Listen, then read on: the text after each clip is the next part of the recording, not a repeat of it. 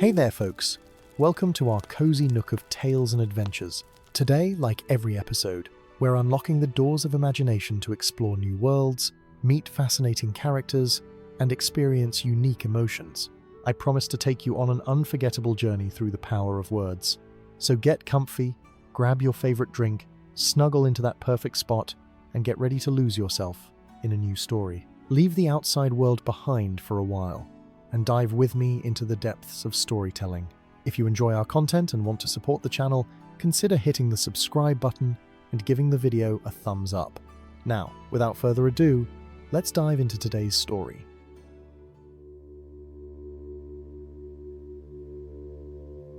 In the uttermost depths of the world, where no light had ever shone since the kindling of the first stars, where the roots of mountains plunged into darkness older than memory itself, there fell a wizard and a demon of the ancient world.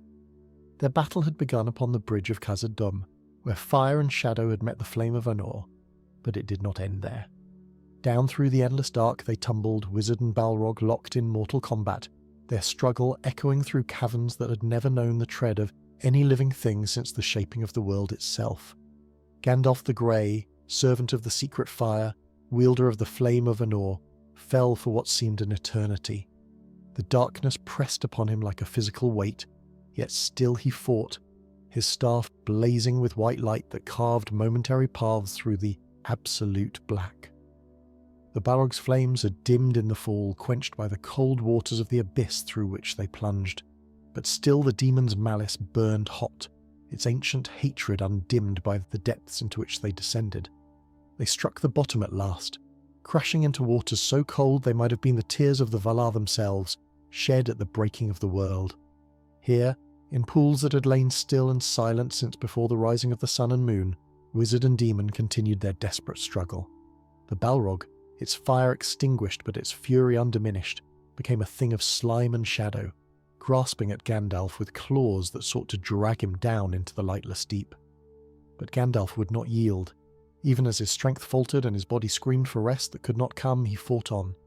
For he knew what rode upon this battle.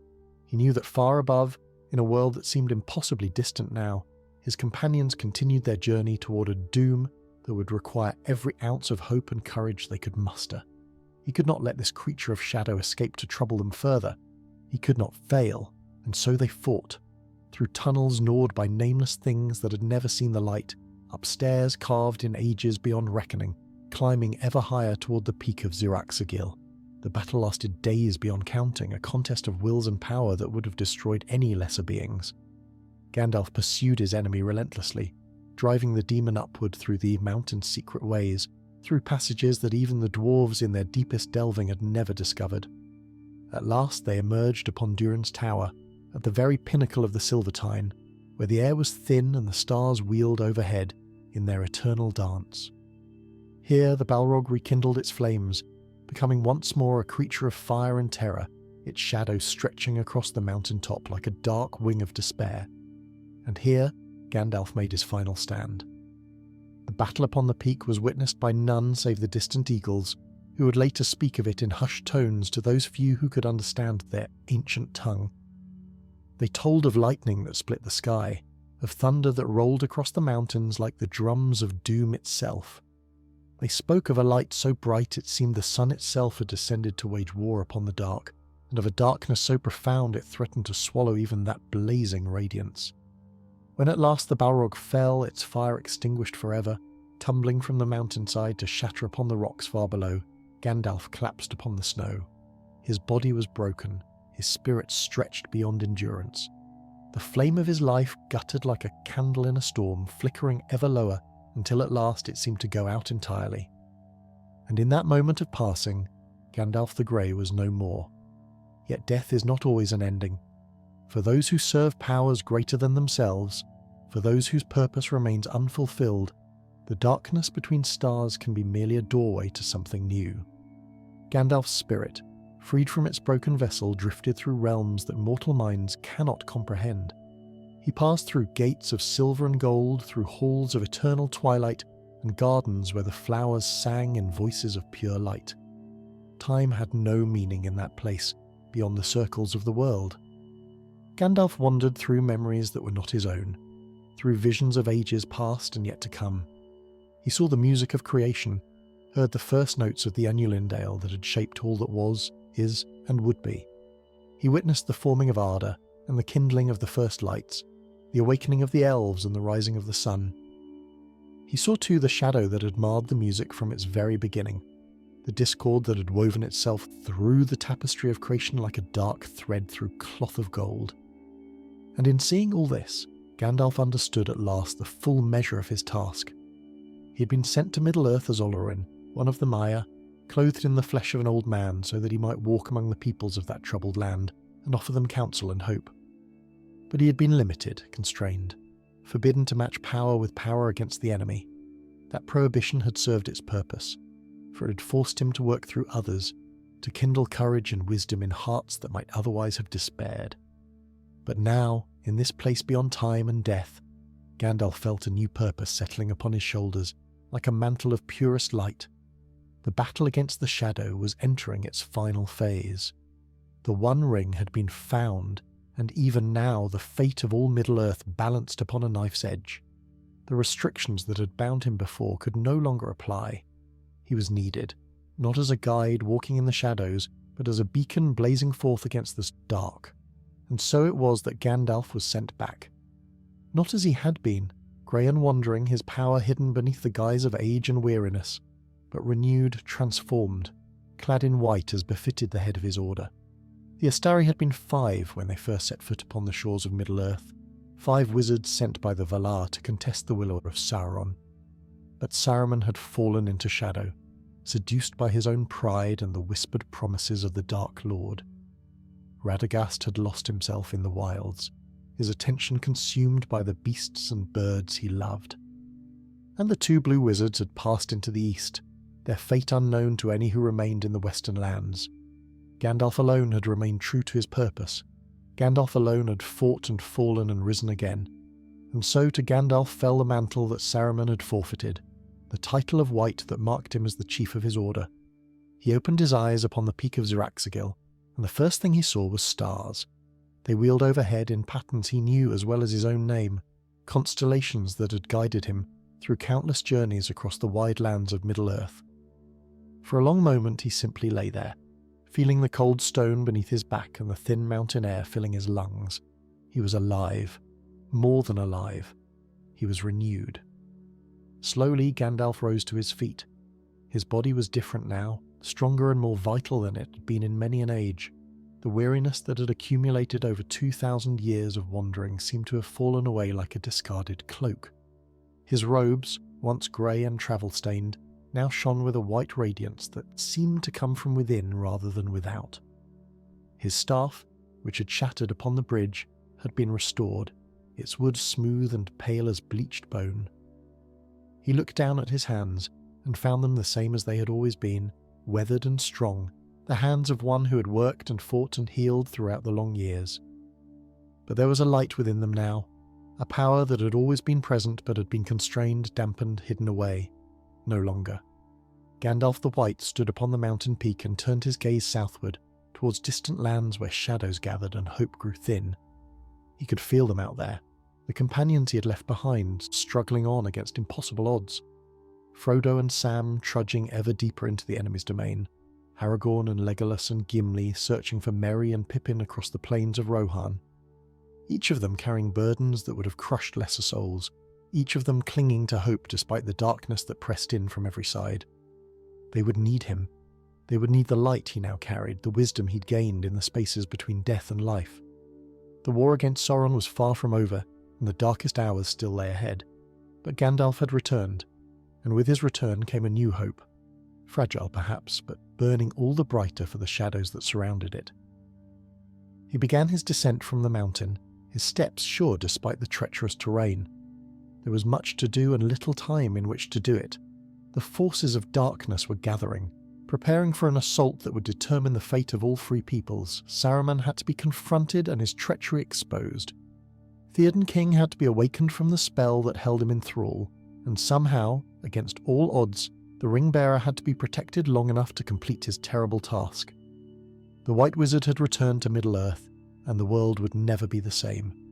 The descent from Ziraxigil was treacherous, even for one renewed by powers beyond the mortal realm. Snow clung to the mountain's flanks in great drifts that shifted and groaned beneath each footstep, and the wind howled through the peaks with a fury that seemed almost personal, as though the very elements sought to contest Gandalf's return to the world below. Yet the White Wizard pressed on, his staff finding purchase where none should have existed, his white robe somehow remaining unstained by the ice and stone through which he passed. As he descended, Gandalf's thoughts turned to the companions he'd left behind in the darkness of Moria. He'd seen them in his wanderings through the spaces between life and death, glimpsed their struggles and their sorrows through windows that opened onto moments scattered across time. He had witnessed Frodo's resolve hardening like steel in a forge, had seen the young hobbit accept the terrible burden of the ring with a courage that humbled even one who had walked the halls of Valinor. He had watched Sam's unwavering loyalty, that simple gardener's love that burned brighter than any flame of Anor. These two had already passed beyond his reach, venturing into lands where even a wizard renewed could not easily follow. But there were others who still needed him. Aragorn, son of Arathorn, heir to the throne of Gondor, walked a path that had been laid before him since the hour of his birth. The ranger had spent his life in shadow, hiding his true nature, preparing for a destiny he feared he might not be worthy to claim. Gandalf had watched him grow from a child in Rivendell to a man hardened by decades of struggle against the servants of the enemy. He knew the strength that lay within that weathered heart, the king waiting to emerge from the ranger's worn exterior. But Aragorn doubted himself still, and doubt was a weapon the enemy would not hesitate to exploit. Legolas of the Woodland Realm and Gimli, son of Glóin, had formed an unlikely friendship in the darkness beneath the mountains, the ancient enmity between their peoples dissolved by shared hardship and mutual respect. Gandalf smiled at the thought, for such bonds were the truest weapons against the shadow. Sauron could not comprehend loyalty that asked nothing in return, love that expected no reward.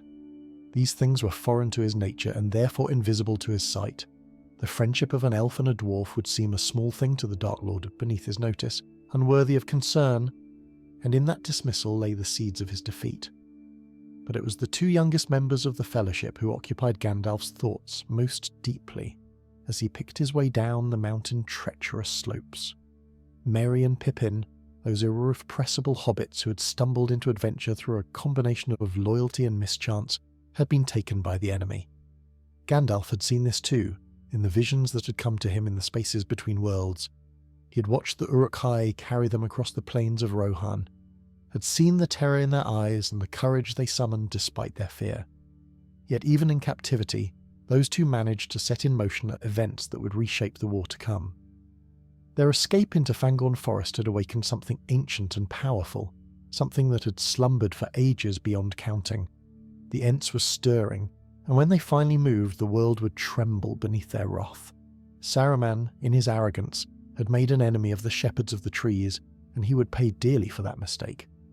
Gandalf emerged from the mountains 3 days after his awakening, stepping at last onto the green plains that stretched toward the forest of Lothlorien. The land here was fair, touched by an elvish grace that held back the creeping shadow that infected so much of Middle-earth. Yet even here, Gandalf could sense the darkness gathering at the edges, pressing against the borders of Galadriel's realm with patient, implacable malice. He had not walked far when he heard the sound of hoofbeats approaching from the south. The rhythm was familiar, a cadence he would have recognized anywhere in Middle-earth. Shadowfax, lord of all horses, mightiest of the Maras, came thundering across the grasslands with his silver mane streaming behind him like a banner of starlight. The great horse had sensed his friend's return and had come without being summoned, crossing leagues of wild country to find the wizard he had carried through so many perils. Gandalf raised his hand in greeting, and Shadowfax slowed, approaching with a dignity befitting his noble lineage. The horse's dark eyes met the wizard's, and an understanding passed between them that needed no words. Shadowfax had known, somehow, that his rider would return.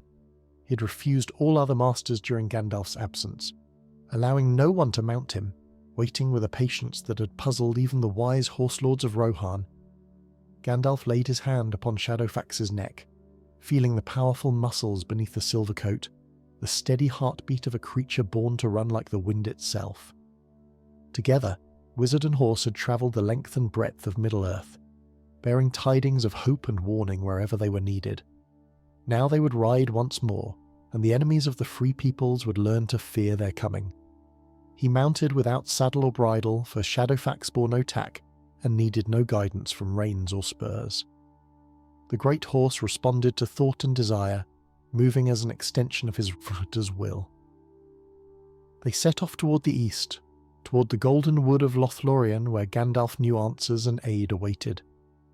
The Lady Galadriel had known of his return before he himself had fully awakened upon the mountain.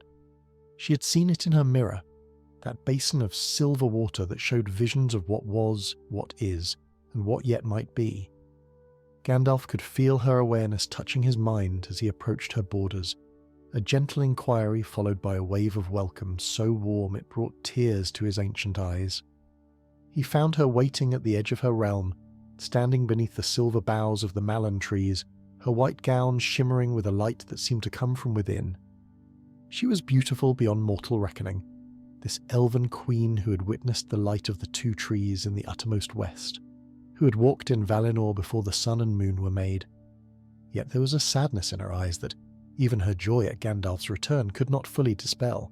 She knew, as he knew, that the age of the elves was ending.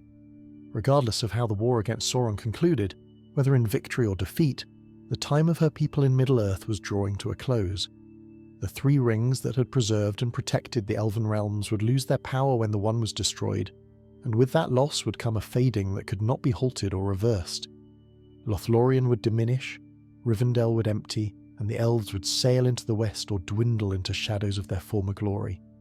Mithrandir, Galadriel said, using the name the elves had given him long ago. You have returned to us as I foresaw, but you are changed. The Grey Pilgrim has become something greater. Gandalf inclined his head, acknowledging the truth of her words. I have been sent back, he replied, until my task is complete. The grey rain curtain of this world rolled back, and I beheld white shores and beyond them a far green country under a swift sunrise. But I was not permitted to remain. There is still work to be done. Galadriel smiled, though her eyes remained touched by sorrow. The mirror has shown me many things, she said. Paths that diverge and converge, possibilities that bloom and wither like flowers in uncertain seasons. The ring-bearer walks ever deeper into shadow, yet a light goes with him that the enemy cannot perceive. His companion's love shields him better than any armour ever forged. Gandalf nodded. Sam will not fail Frodo, he said with certainty. Of all the things I have witnessed, of all the futures I have glimpsed, that is the one constant. Samwise Gamgee will follow his master into the very fires of Mount Doom if need be, and in that loyalty lies our hope. They walked together through the golden wood, speaking of what had been and what was yet to come. Galadriel told Gandalf of the Fellowship's time in her realm, of the gifts she had given them and the counsel she had offered. She spoke of Boromir's struggle against the ring's corruption, of Aragorn's growing certainty that his path led toward Gondor and the throne that awaited him there. And Gandalf listened, gathering the threads of the tale, preparing himself for the challenges that lay ahead. The White Wizard had returned, but his greatest trials were yet to come. The golden light of Lothlorien filtered through the silver leaves of the malorn trees, casting patterns of shadow and radiance across the forest floor. Gandalf walked alone now, having taken his leave of Galadriel after hours of counsel that had stretched through the night and into the morning. The Lady of the Wood had given him much to contemplate, visions from her mirror that painted a picture of the war's progress across the breadth of Middle-earth. The news was grim, yet not without hope. Saruman had committed his forces to the destruction of Rohan, sending his bred Uruk-hai in vast numbers against the Horse Lords who had once counted him as ally and friend. The wizard who had once been wise had become a willing servant of the enemy, seduced by promises of power and dominion that he would prove as empty as all of Sauron's bargains. His tower of Orthanc had become a dark mirror of Barad-dûr itself, a place of industry and cruelty where living things were twisted into mockeries of their natural forms. Yet Saruman, for all his cunning, had made a fatal error. In his arrogance, he had believed himself Sauron's partner rather than his puppet, had imagined that he might claim the ring for himself and supplant the Dark Lord entirely. This delusion had led him to act independently, to pursue his own designs rather than coordinating with his supposed master.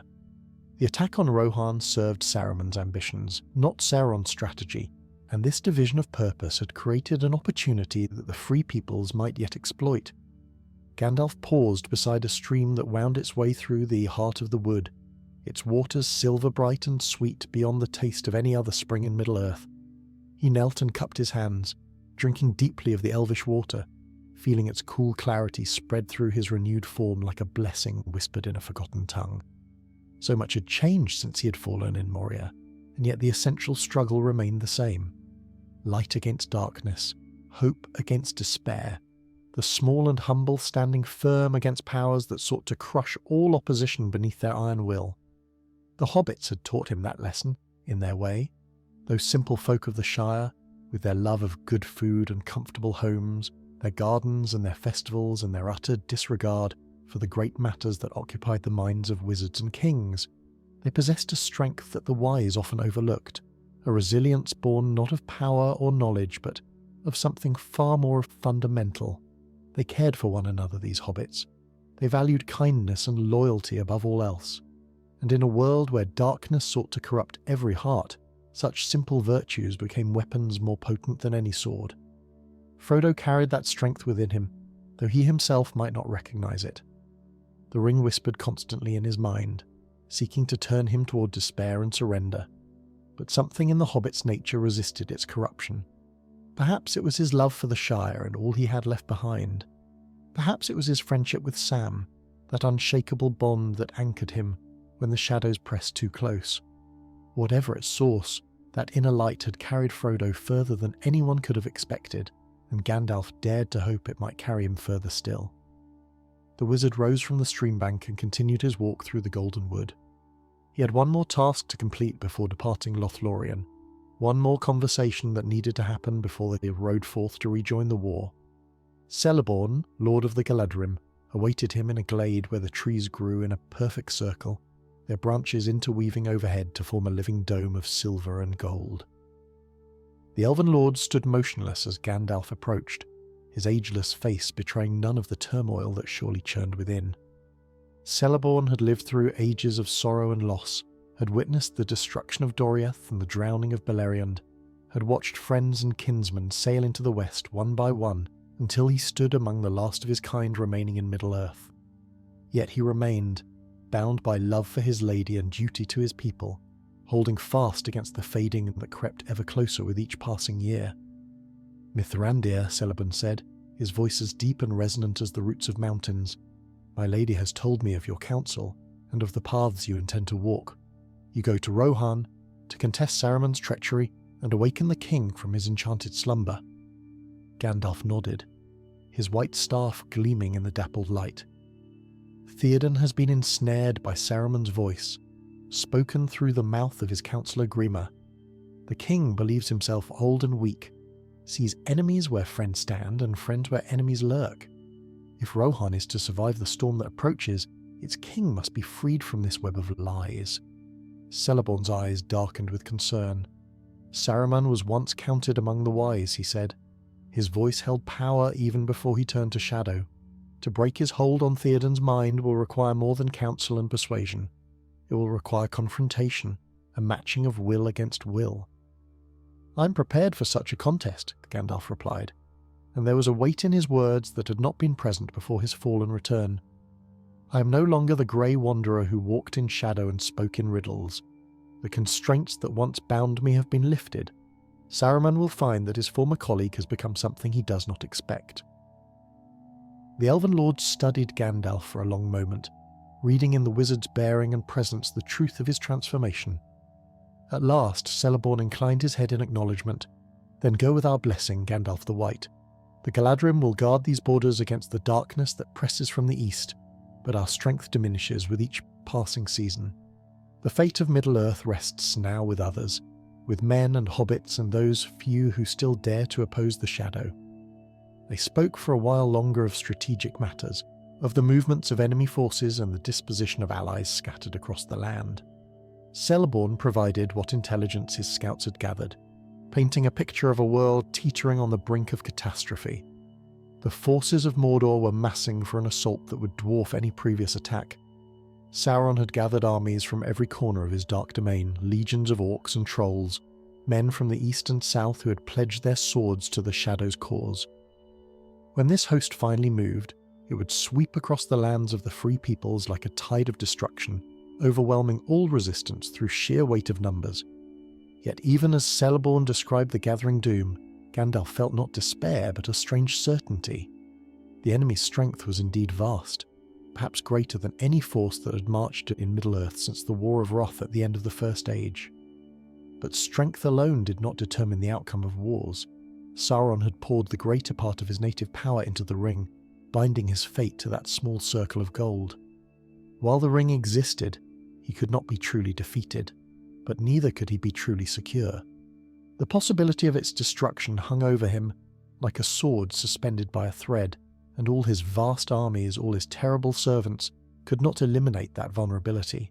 This was the hope that Gandalf carried as he took his leave of Lothlorien, riding forth on Shadowfax as the sun began its descent toward evening. The enemy was mighty, but he was also afraid. Sauron searched ceaselessly for the ring, directing his attention toward the great powers of the west, toward Rivendell and Lothlorien and the lords who might dare to use the ring against him. He could not conceive that his enemies might seek to destroy rather than wield that power, could not imagine that they would send a hobbit to accomplish what armies could not achieve. And in that failure of imagination lay the seed of his defeat. Shadowfax bore Gandalf swiftly across the plains, the great horse's hooves barely seeming to touch the ground as leagues fell away behind them. The wizard's white robes streamed in the wind of their passage, and his staff blazed with a light that pushed back the gathering dusk.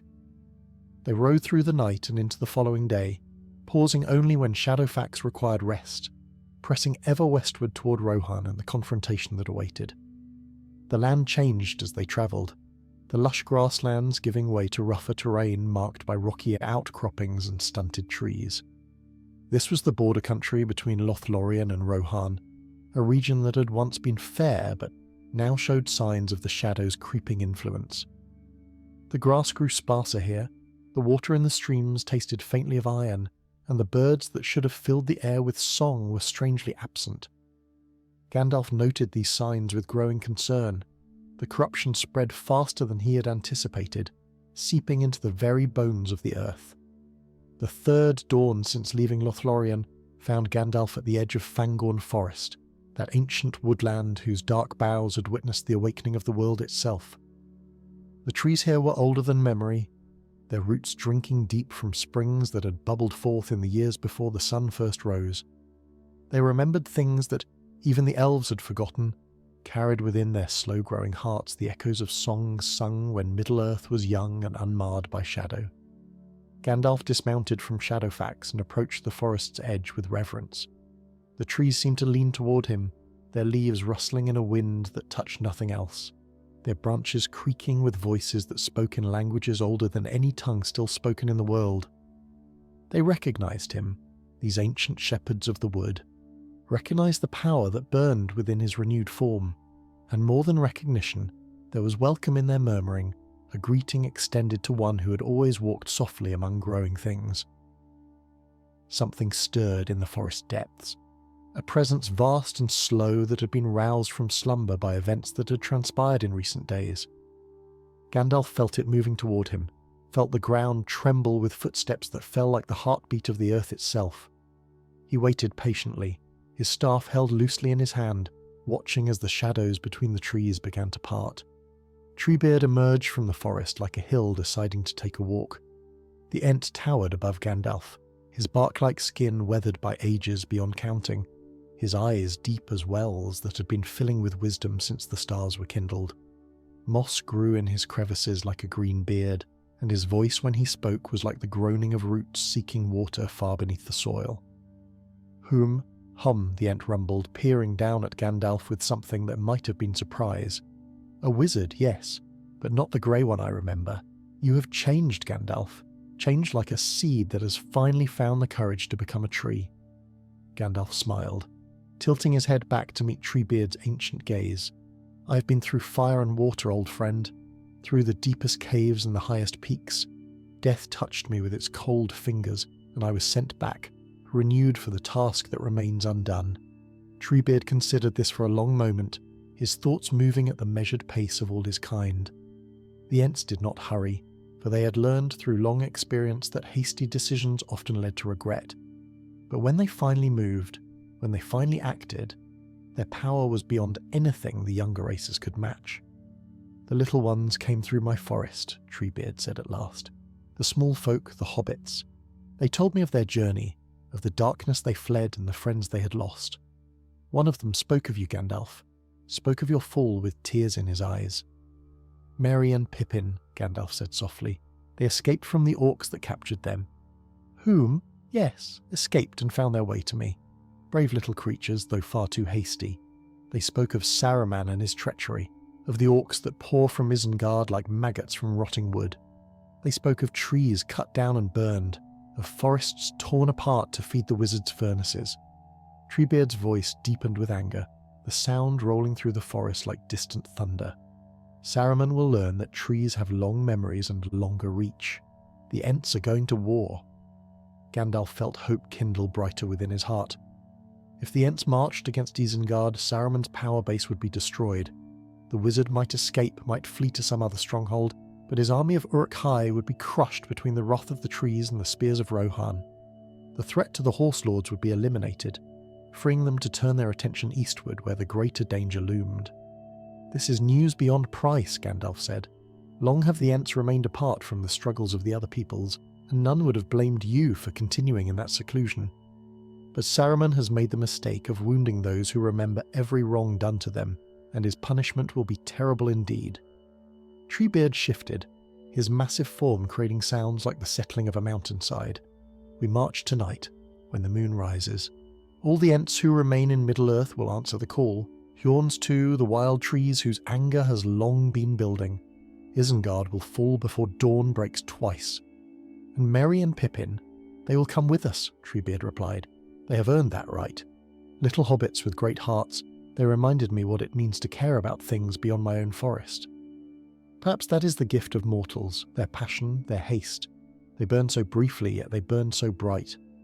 Gandalf reached out and placed his hand against Treebeard's bark-rough surface, a gesture of gratitude and farewell. "I must ride on to Rohan," he said. "Theoden King lies under Saruman's spell, and his people face destruction while he sits helpless in his hall. But knowing that you march against Isengard lifts a great weight from my heart." "Go then, wizard," Treebeard said. "Do what you must. Perhaps when this is over, when the shadow has been driven back, we will meet again in forests that remember peace." Gandalf mounted Shadowfax and rode on, leaving the Ent to his preparations for war. The knowledge that the Ents were moving gave the wizard's mission new urgency. If Saruman learned of the attack before it fell upon him, he might divert forces to defend his stronghold, might even abandon Isengard entirely and flee to some other sanctuary. The timing had to be precise. Rohan had to be roused before Saruman could react, had to strike at the wizard's forces even as the trees closed in from behind. The plains of Rohan stretched before Gandalf like a sea of grass, golden in the afternoon light, rippling with winds that swept down from the distant mountains. This was horse country, land that had bred the Miaras and nurtured a proud people who lived and died in the saddle. The Rohirrim had been friends to Gondor for generations, had answered every call for aid with loyalty that never wavered. Now they faced their own crisis, and Gandalf could only hope he was not too late to help them meet it. He sensed the riders before he saw them, felt the vibration of hooves through the earth and the focused attention of many eyes. A patrol, perhaps, or a warband returning from some engagement with Saruman's forces. Gandalf slowed Shadowfax to a walk, allowing his white form to become visible against the golden grass, making no attempt to hide or evade. The riders crested a hill to the north, perhaps 30 in number, their spears glinting in the sunlight. They rode with the easy confidence of people born to the saddle, their horses moving as extensions of their own bodies. At their head rode a figure in armour that caught the light like burnished gold, a horsehair plume streaming from his helm. They spotted Gandalf almost immediately, and their formation shifted, spreading out to encircle the lone white figure on its silver horse. Gandalf raised his staff in a gesture of peace, and to his surprise the lead rider called a halt rather than charging. "What manner of creature are you?" the rider demanded. pushing his visor up to reveal a weathered face marked by years of war and weather that rides alone through lands beset by enemies? Friend or foe, speak quickly, for we have little patience for riddles in these dark days. I am Gandalf, the wizard replied, his voice carrying clearly across the distance between them. Once called the Grey, now called the White, I come seeking Theoden King to free him from the shadow that has fallen upon his mind. A murmur ran through the riders, and the leader's eyes widened with recognition. Gandalf, he breathed, we heard you had fallen in the dark places of Moria, lost in battle with some demon of the ancient world. I fell, Gandalf confirmed, and I was sent back, for my task in this world is not yet complete, but time presses, rider. Will you take me to your king, or must I find my own way to Adora's? The rider studied Gandalf for a long moment, and something in his expression shifted. The suspicion remained, but it was tempered now by something that might have been hope. I am Eomer, son of Eormund, 3rd Marshal of the Riddermark, the rider said at last, and I will take you to the king, though I warn you, the court you will find is not what it once was.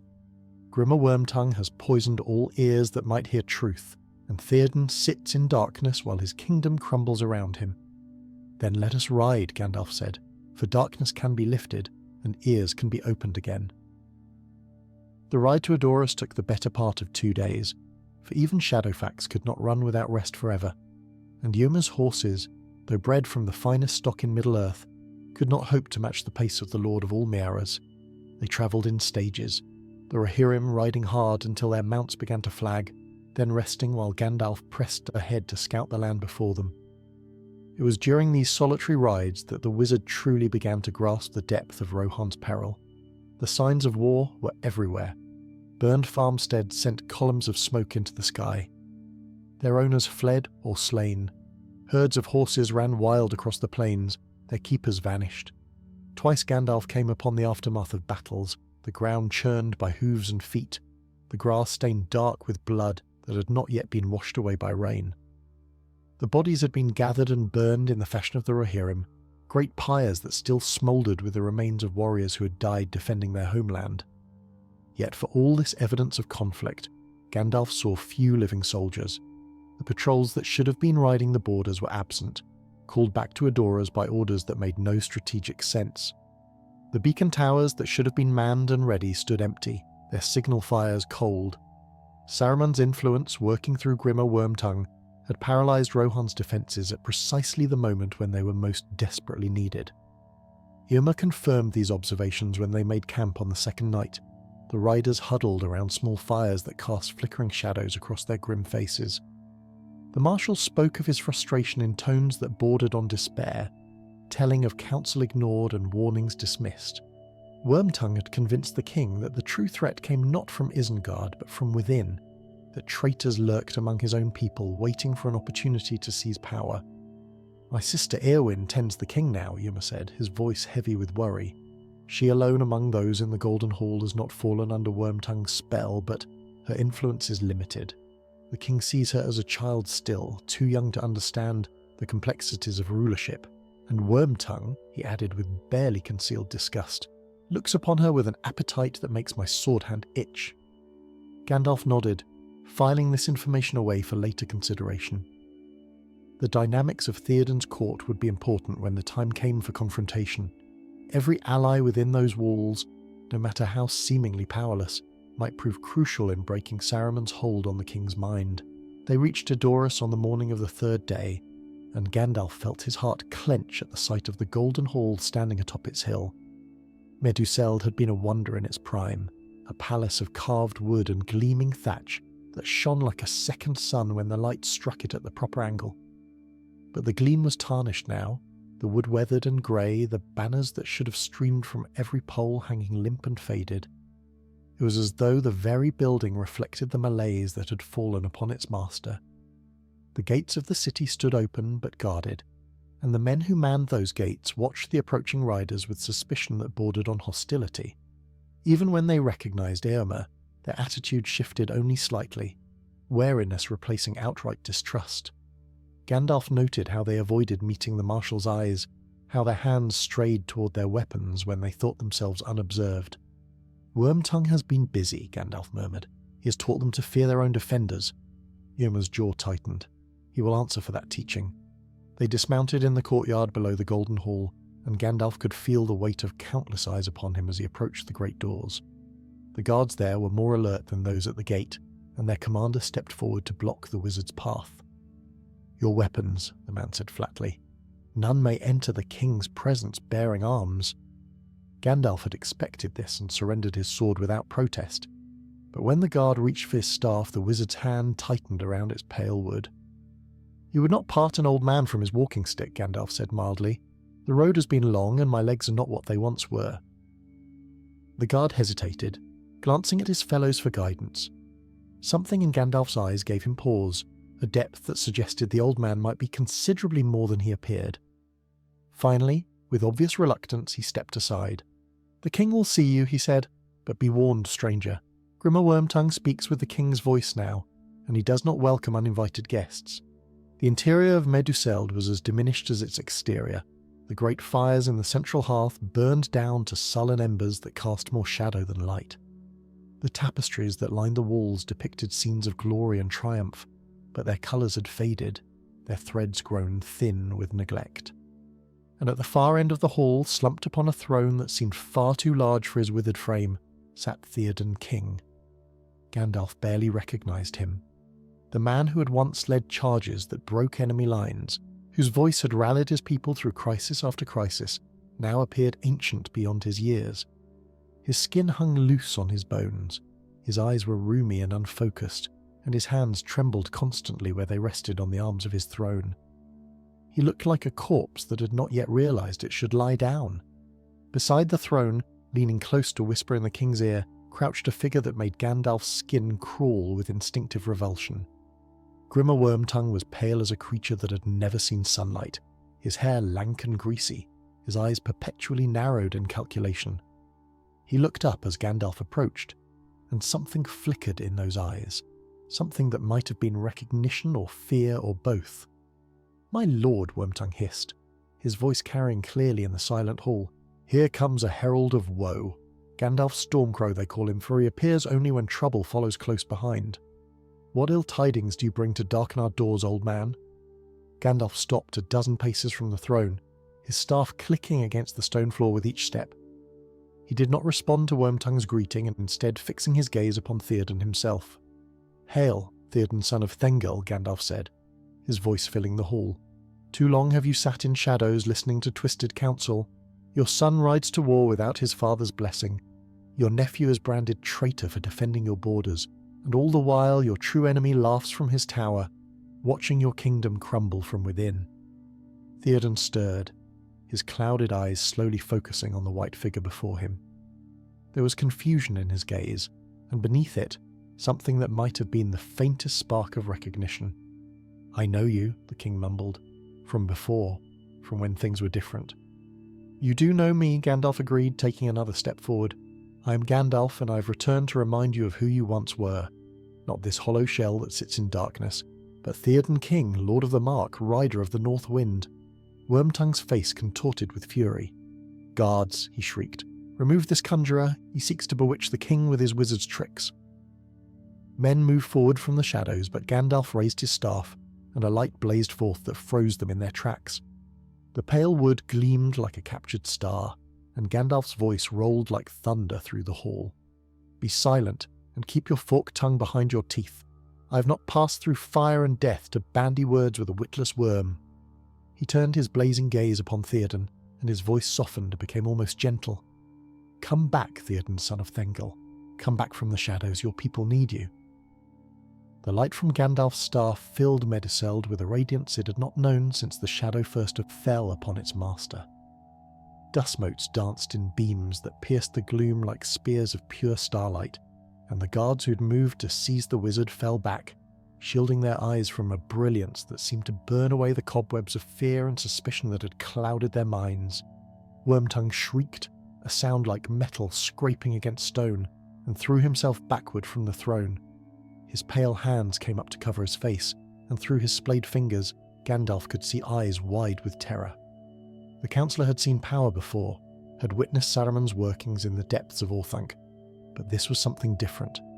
This was not the cold manipulation of a wizard who had turned to shadow, but the pure light of one who served powers older than the world itself.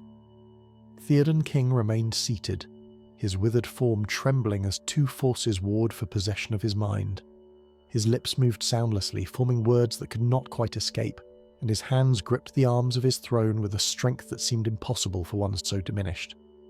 Deep within his clouded eyes something stirred, a spark of the man he had been, fighting to break free from the prison of lies and despair that Saruman's voice had built around him.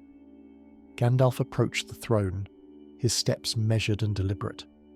With each footfall he spoke words of power, ancient phrases in tongues that had not been heard in Middle-earth since the Elder Days. They were not spells of compulsion or domination, for such magic belonged to the enemy and those who served him. They were words of awakening, of remembrance, calling forth the truth that Saruman's whispers had buried beneath layers of doubt and shadow. "Theoden, son of Thengel," Gandalf intoned, "do you not remember the green fields of your youth? Do you not remember riding beside your father, learning the ways of horse and spear? Do you not remember the oaths you swore when the crown was placed upon your brow, to defend your people against all enemies, to hold the mark against the darkness?" The king's trembling intensified, his breath coming in ragged gasps, sweat beaded on his pale forehead, and the veins in his temples stood out like cords of rope beneath parchment skin. He was fighting, Gandalf realized, fighting against the voice that had held him captive for so long, struggling to remember who he was beneath the weight of Saruman's corruption. From his place on the floor, Wormtongue hissed like a serpent preparing to strike. "Do not listen to him, my lord. He seeks to confuse you, to turn you against those who truly serve your interests. Remember what I told you about the treachery that surrounds you, the enemies that lurk within your own court." But his words lacked their former power. The light from Gandalf's staff seemed to strip away the glamour that had made Wormtongue's whispers so persuasive, revealing them for what they truly were. Poison poured into wounded ear, lies designed to isolate and control. Several of the guards shifted uncomfortably, and Gandalf could see understanding dawning in their eyes as they looked upon their supposed counselor with new clarity. "Your master's hold weakens, serpent," Gandalf said without turning. "Did Saruman not warn you that this day might come? Did he not tell you what to do when his spell began to break?" Wormtongue's face contorted with fury and fear in equal measure. He scrambled backward, putting distance between himself and the blazing figure before the throne. "You know nothing," he spat. "Saruman is greater than you can imagine. His arm is long and his vengeance is terrible. You think you have won something here, but you have only hastened the destruction of this pitiful kingdom." Gandalf ignored him, focusing all his attention on Theoden. The king's struggles had grown more violent, his body convulsing as the two forces within him approached their final confrontation. This was the moment of decision, the point where the battle would be won or lost. If Theoden surrendered to the shadow now, no power in Middle-earth could save him. But if he found the strength to break free, Saruman's grip on Rohan would be shattered forever. "Remember your son," Gandalf said softly. "Theodred, who even now lies wounded from battle against Saruman's forces. Remember your daughter's sister Eowyn, who has watched over you through all these dark days, never losing faith that the king she loved might return. Remember Eomer, branded traitor for doing his duty, for defending the realm you swore to protect." Theoden's eyes snapped wide, and for the first time Gandalf saw true awareness in their depths. The king's mouth opened, and when he spoke his voice was raw and broken, like that of a man who had been screaming silently for years. "Theodred," he croaked. "My son. Where is my son?" The words broke something loose within him, and suddenly the trembling stopped. Colour flooded back into Theoden's face, years seeming to fall away as he straightened in his throne. His hands released their death grip on the armrests, and he looked around the hall as though seeing it for the first time, taking in the decay, the gloom, the frightened faces of his people. "What darkness is this?" he breathed. "What has happened to my house?" Gandalf lowered his staff, the light dimming to a gentle glow. "You have been held in thrall, my lord," he said. Saruman spoke through Wormtongue's lips, clouding your mind with despair and suspicion. "But the spell is broken now. You are free." Theoden turned his gaze upon Wormtongue and Nain, and the counsellor quailed beneath that look. Gone was the confused and feeble king who had listened to every poisoned word. In his place sat a warrior, a leader, a man who had suddenly remembered what it meant to be Lord of the Riddermark.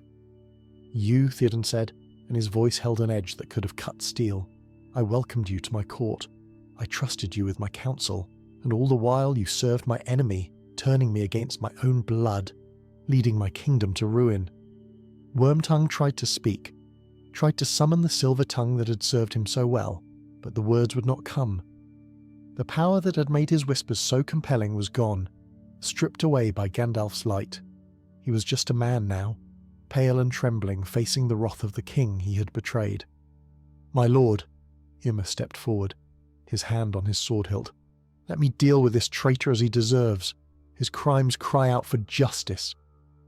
For a long moment Theoden seemed to consider the offer. His hand drifted toward his own blade, and those watching could see the desire for vengeance burning in his newly cleared eyes. But then he shook his head, some of the fire fading from his expression. "No," he said slowly. "Enough blood has been spilled because of my blindness." He turned to Wormtongue, and his voice was cold as winter wind. "You will leave this hall, Serpent. You will leave this city, this kingdom. Go to your true master in Isengard and tell him that Theoden King has awakened. Tell him that the Mark rides to war." Wormtongue needed no further encouragement. He scrambled to his feet and fled from the hall, his footsteps echoing on the stone floor as he ran. The guards made no move to stop him, their faces showing only contempt for the man who had led them all astray.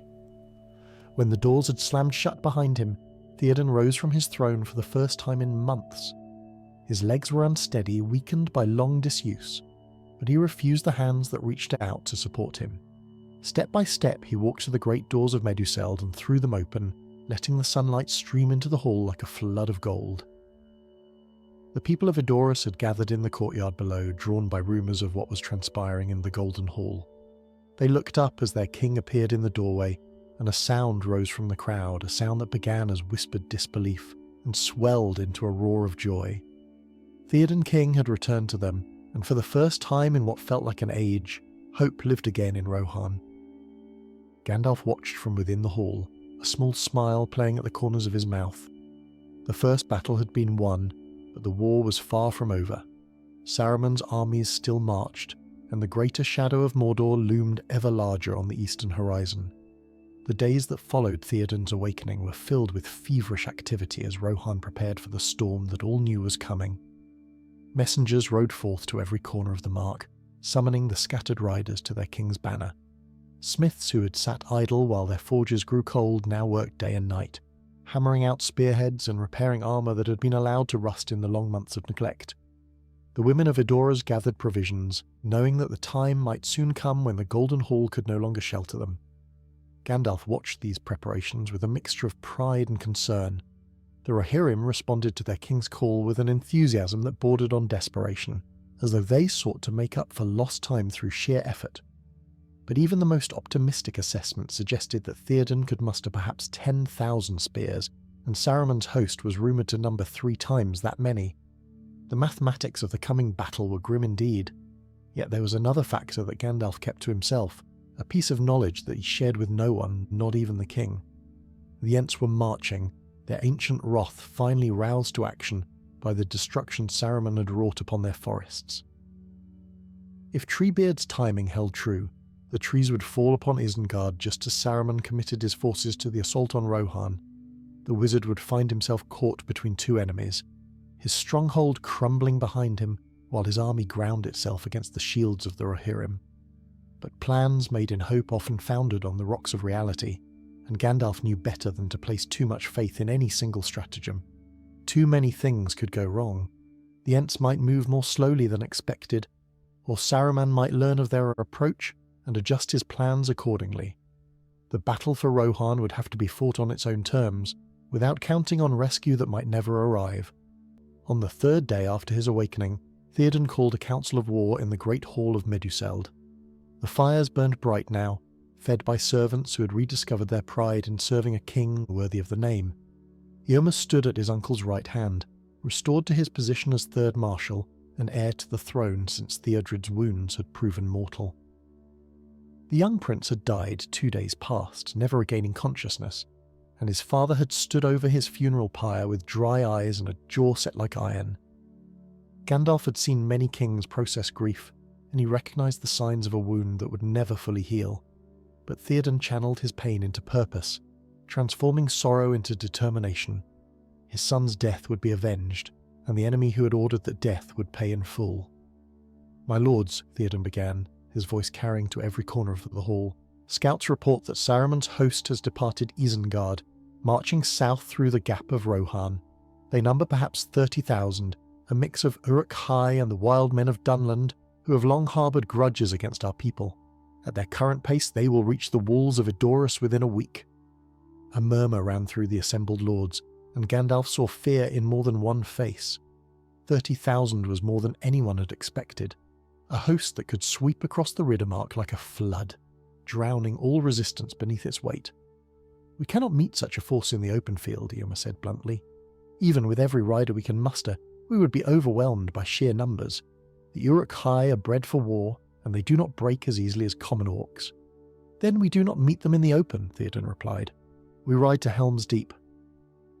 The name rippled through the hall, carrying with it memories of sieges weathered and enemies broken against those ancient walls.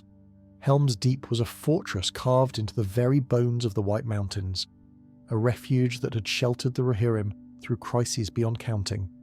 Its walls were thick, its gates strong, and the deeping wall that guarded its approach had never been breached in all the long years since its construction. "The Deep can shelter our women and children," Theoden continued, "and give our warriors a place to stand where numbers matter less than courage. Saruman's host will dash itself against those walls, like waves against a cliff, and when they have spent their fury, we will ride out and scatter them across the plains."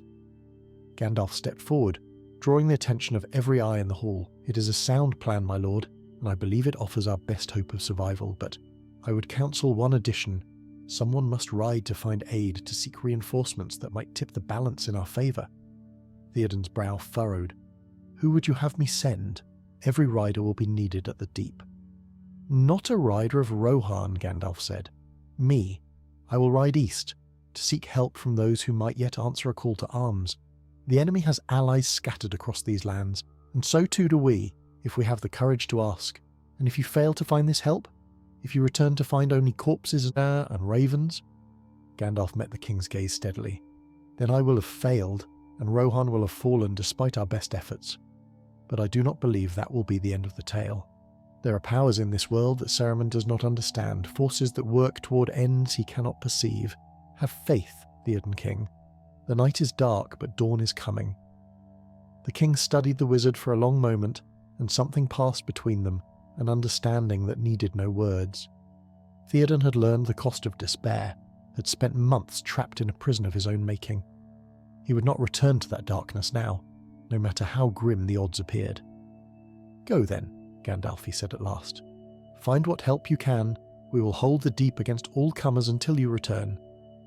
The evacuation of Edoras began that very afternoon, a long column of refugees winding its way westward toward the shelter of the mountains. Women carried bundles of possessions on their backs, children drove flocks of sheep and goats, and the elderly rode in carts pulled by horses too old for war. It was a pitiful sight, this exodus of a proud people driven from their homes by fear of an enemy they could not hope to face in equal combat. Gandalf rode alongside the column for a time, speaking words of encouragement to those who looked up at him with desperate eyes. He told them of Helm's Deep, of the strength of its walls and the courage of the men who would defend them. He spoke of hope and endurance, of darkness that could not last forever, and dawn that would surely come. Some believed him, others simply nodded and continued walking, too tired and too frightened to invest faith in promises they had heard before. As evening approached, Gandalf drew Shadowfax aside from the column and climbed a small hill that overlooked the line of march. From this vantage point, he could see the golden hall of Meduseld standing empty against the darkening sky, abandoned for the first time since its construction. Beyond it, far to the north, he imagined he could see the smoke rising from Saruman's forges, the mark of an army preparing to bring ruin upon all it encountered. The burden of choice weighed heavily upon him in that moment. He had promised to seek help, but he had not told Theoden the full truth of where that help might be found. Yma's riders had encountered Aragorn, Legolas, and Gimli on the plains, pursuing the orcs who had taken Merry and Pippin. The ranger and his companions were somewhere to the north, perhaps already approaching Fangorn Forest, perhaps caught up in events that would shape the course of the war.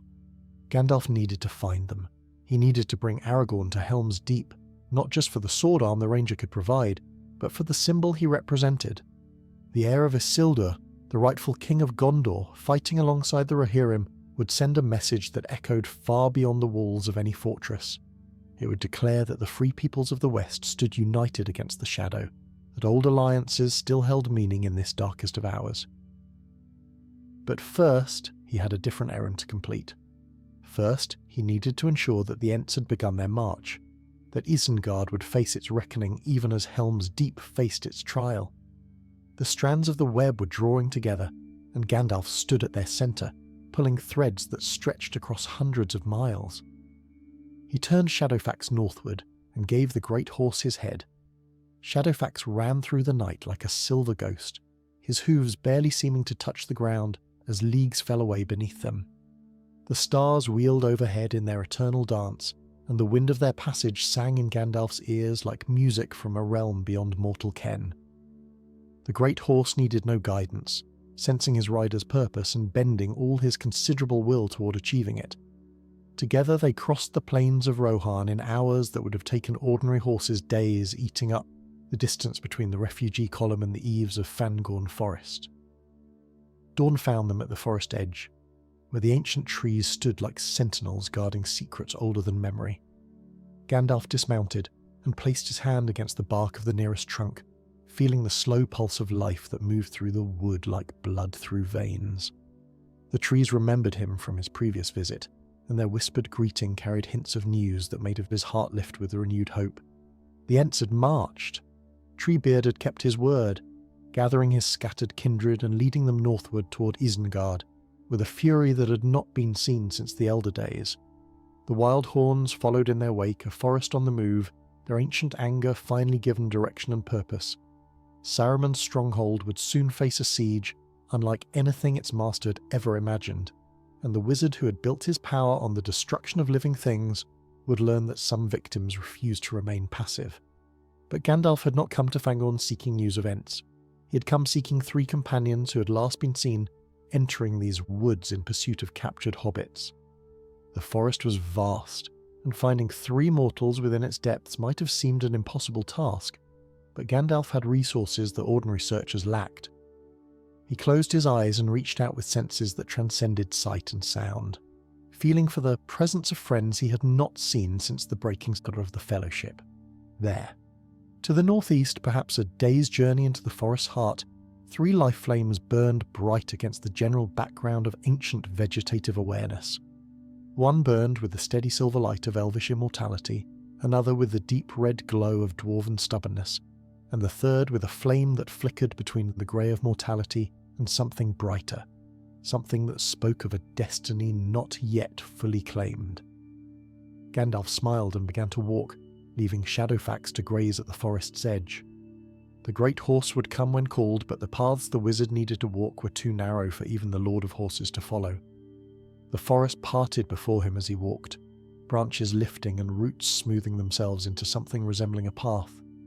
The trees knew him, respected him, and more importantly, they knew he came as a friend rather than an enemy. Saruman had taught them to fear and hate those who walked on 2 legs, but Gandalf carried within him the memory of a time when all living things had dwelt in harmony, and the trees responded to that memory like flowers turning toward the sun. He found them in a clearing where sunlight filtered through the canopy in shafts of gold and green. Aragorn sat with his back against a fallen log, his weathered face showing the strain of hard days and sleepless nights. Legolas perched on a branch overhead, his elvish eyes scanning the surrounding trees with the eternal vigilance of his kind. And Gimli, stout Gimli, stood with his axe in hand, glaring at the forest around them as though daring it to make a hostile move. They did not see him at first. The white robes that had replaced his grey seemed to blend with the sunlight, making him appear as little more than a trick of illumination. But then Aragorn's head came up, his ranger's instincts warning him of a presence he could not yet identify, and his hand moved toward the hilt of his sword. "Weapons are not needed here," Gandalf said softly, and his voice seemed to come from everywhere and nowhere at once. "Not among friends. Aragorn was on his feet in an instant, his eyes wide with disbelief. Legolas dropped from his branch with elvish grace, and even Gimli lowered his axe, his mouth hanging open in a fashion that would have been comical under other circumstances. "It cannot be," Aragorn breathed. "We saw you fall. The bridge collapsed and you were gone." Gandalf stepped fully into the clearing, allowing them to see him clearly for the first time. The light that surrounded him was not a trick of the forest, but something that emanated from within, a radiance that had not been present in Gandalf the Grey. His robes gleamed like fresh snow, his staff shone with a pale luminescence, and his eyes held depths that spoke of journeys beyond the circles of the world. "I fell," Gandalf confirmed, "through fire and water, from the lowest dungeon to the highest peak. I strove with the Balrog of Morgoth until at last I threw down my enemy, and he broke the mountainside where he smote it in his ruin. Then darkness took me, and I strayed out of thought and time." Legolas approached slowly, wonder written across his fair features. "We thought you dead. We mourned you, Gandalf." "Death is not always an ending," Gandalf replied. "I was sent back, for my task in this world is not yet complete. But come, we have little time for tales of what has been. I must tell you of what is and what must yet be done." They sat together in that sun-dappled clearing while Gandalf spoke of all that had transpired since their parting in Moria. He told them of his battle with the Balrog, of his death and return, though he spoke of the spaces between with words that seemed inadequate to describe what he had witnessed. He told them of Lothlorien and his council with Galadriel, of Theoden's enchantment and awakening, of Saruman's host marching south toward a kingdom that struggled to defend itself. "And of Merry and Pippin?" Aragorn asked when Gandalf paused for breath. "We tracked the orcs to this forest, but the trail vanished beneath these trees." Gandalf smiled, the expression warming his newly stern features. "Your friends are safe, though they have found themselves caught up in events that may reshape the course of the war. They stumbled upon Treebeard, eldest of the Ents, and their tale of Saruman's treachery has roused the tree herders to action. Even now, the Ents march upon Isengard, and when they arrive, Saruman will learn that some enemies cannot be defeated with fire and steel." Gimli laughed, a sound of genuine delight. "Those two young hobbits have started a war of trees? Hal's beard, they never do anything by halves." But Aragorn's face remained grave. "You speak of Rohan under threat, of a battle that must be fought at Helm's Deep. What would you have us do, Gandalf? Our road was leading us toward Gondor and the war that gathers there." "Gondor must wait," Gandalf said firmly. "If Rohan falls, Gondor will face the enemy alone, without allies to share the burden of defence. Theoden rides to Helm's Deep with every warrior he can muster, but he's outnumbered 3-1. He needs every sword that can be brought to bear, and more than swords, he needs hope. He needs to see that he does not fight alone."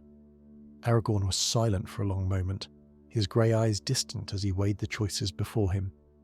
The ranger had spent his life avoiding the destiny that his blood demanded, hiding in shadow while others sat the thrones that were rightfully his. But the time for hiding was ending. The war had begun, and every decision from this point forward would ripple outward, touching lives and shaping futures in ways that could not be foreseen. "Then we ride to Helm's Deep," he said at last. "But Gandalf, there is something I must tell you, something I learned in Lothlorien that weighs upon my heart." Gandalf nodded, sensing the import of what was to come. "Speak freely, Aragorn. We are friends here, and friends share burdens as well as triumphs." "Arwen has made her choice," Aragorn said quietly. "She has bound her fate to mine, forsaking the immortal life of her kindred. If I fail, if I fall, she will die a mortal death, and her light will be lost to the world forever." The silence that followed was heavy with understanding. Gandalf had known of the love between Aragorn and the daughter of Elrond, had watched it grow over the long years while the ranger wandered and the elf maiden waited. But knowing of it and facing its consequences were different things entirely. "Then you must not fail," Gandalf said simply, "and you shall not, for you are Aragorn, son of Arathorn, and the blood of Númenor flows in your veins." They departed Fangorn as the sun began its descent toward the western horizon, 4 companions reunited against all expectation. Shadowfax awaited them at the forest's edge, and beside him stood 2 horses that the great steed had somehow summoned during Gandalf's absence. "Hasufel and Arod," the wizard explained, horses of Rohan whose riders had fallen in battle against the orcs. They had wandered wild until Shadowfax called them, and now they stood ready to bear Aragorn and his companions toward the conflict that awaited. Gimli grumbled at the prospect of riding, as dwarves were wont to do, but he accepted Legolas's offer to share Arod's back without too much protest. The urgency of their errand left no room for walking, and even dwarven pride had to bow before necessity. They set off across the plains at a pace that ate up the miles, Shadowfax leading the way with Gandalf's white robes streaming behind him like a banner of hope unfurled against the gathering dark. As they rode, Gandalf spoke of the battle to come, painting a picture of what they might expect to find at Helm's Deep. The fortress was ancient, built in the years after the founding of Rohan by men who understood that no kingdom endures without strongholds to shelter its people in times of crisis. Its walls had been carved from the living rock of the mountains, and its gates had been forged by smiths who had learned their craft from dwarven masters. For centuries it had stood inviolate, a monument to the determination of those who refused to surrender their freedom to any enemy. But Saruman's host was unlike any force that had previously tested those walls. The Uruk-hai were stronger than common orcs, bred in the pits beneath Isengard to feel neither fear nor fatigue. They fought with discipline that their lesser cousins could not match, and they carried weapons forged in fires fed by the wood of ancient forests. More troubling still, Saruman was a wizard of great power, and Gandalf could not predict what sorceries he might have prepared to breach defences that had never before been broken. "We must arrive before the main assault begins," Gandalf said, as they paused briefly to rest the horses.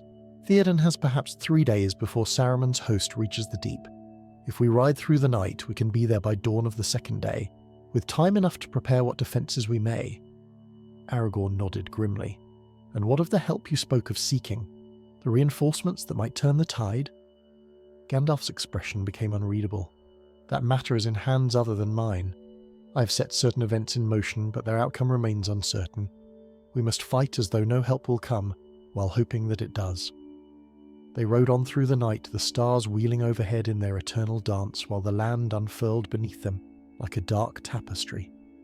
The moon rose late, casting silver light across the plains and illuminating the distant peaks of the White Mountains. Somewhere beyond those peaks lay Gondor, the ancient kingdom of men that had once ruled all the lands between the mountains and the sea. But Gondor's strength had waned through the long years, its bloodline failing, its borders shrinking, its people forgetting the glory of their ancestors. Aragorn thought of these things as he rode, feeling the weight of his heritage pressing upon him with each mile that passed. He was the last of his line, the final heir to a throne that had stood empty for 1,000 years. If he fell in the battle to come, the hope of Gondor would die with him, and the darkness that Sauron sought to spread across all of Middle-earth would find no obstacle remaining to halt its advance. But Aragorn was not alone in his burden, and this knowledge gave him strength when doubt threatened to overwhelm him. Legolas rode beside him, the elf's keen eyes scanning the horizon for threats that mortal sight could not perceive. The friendship between them had grown strong through years of wandering together, sharing dangers and triumphs in equal measure. Legolas believed in him, saw in him not just a ranger of the wild, but a king waiting to claim his birthright. And Gimli, that stubborn dwarf who had begun this journey as an enemy of all elvenkind, had become something Aragorn had never expected. The dwarf's loyalty was fierce and unwavering, his courage unquestionable despite his complaints about horses and trees and everything else that moved too quickly for his liking.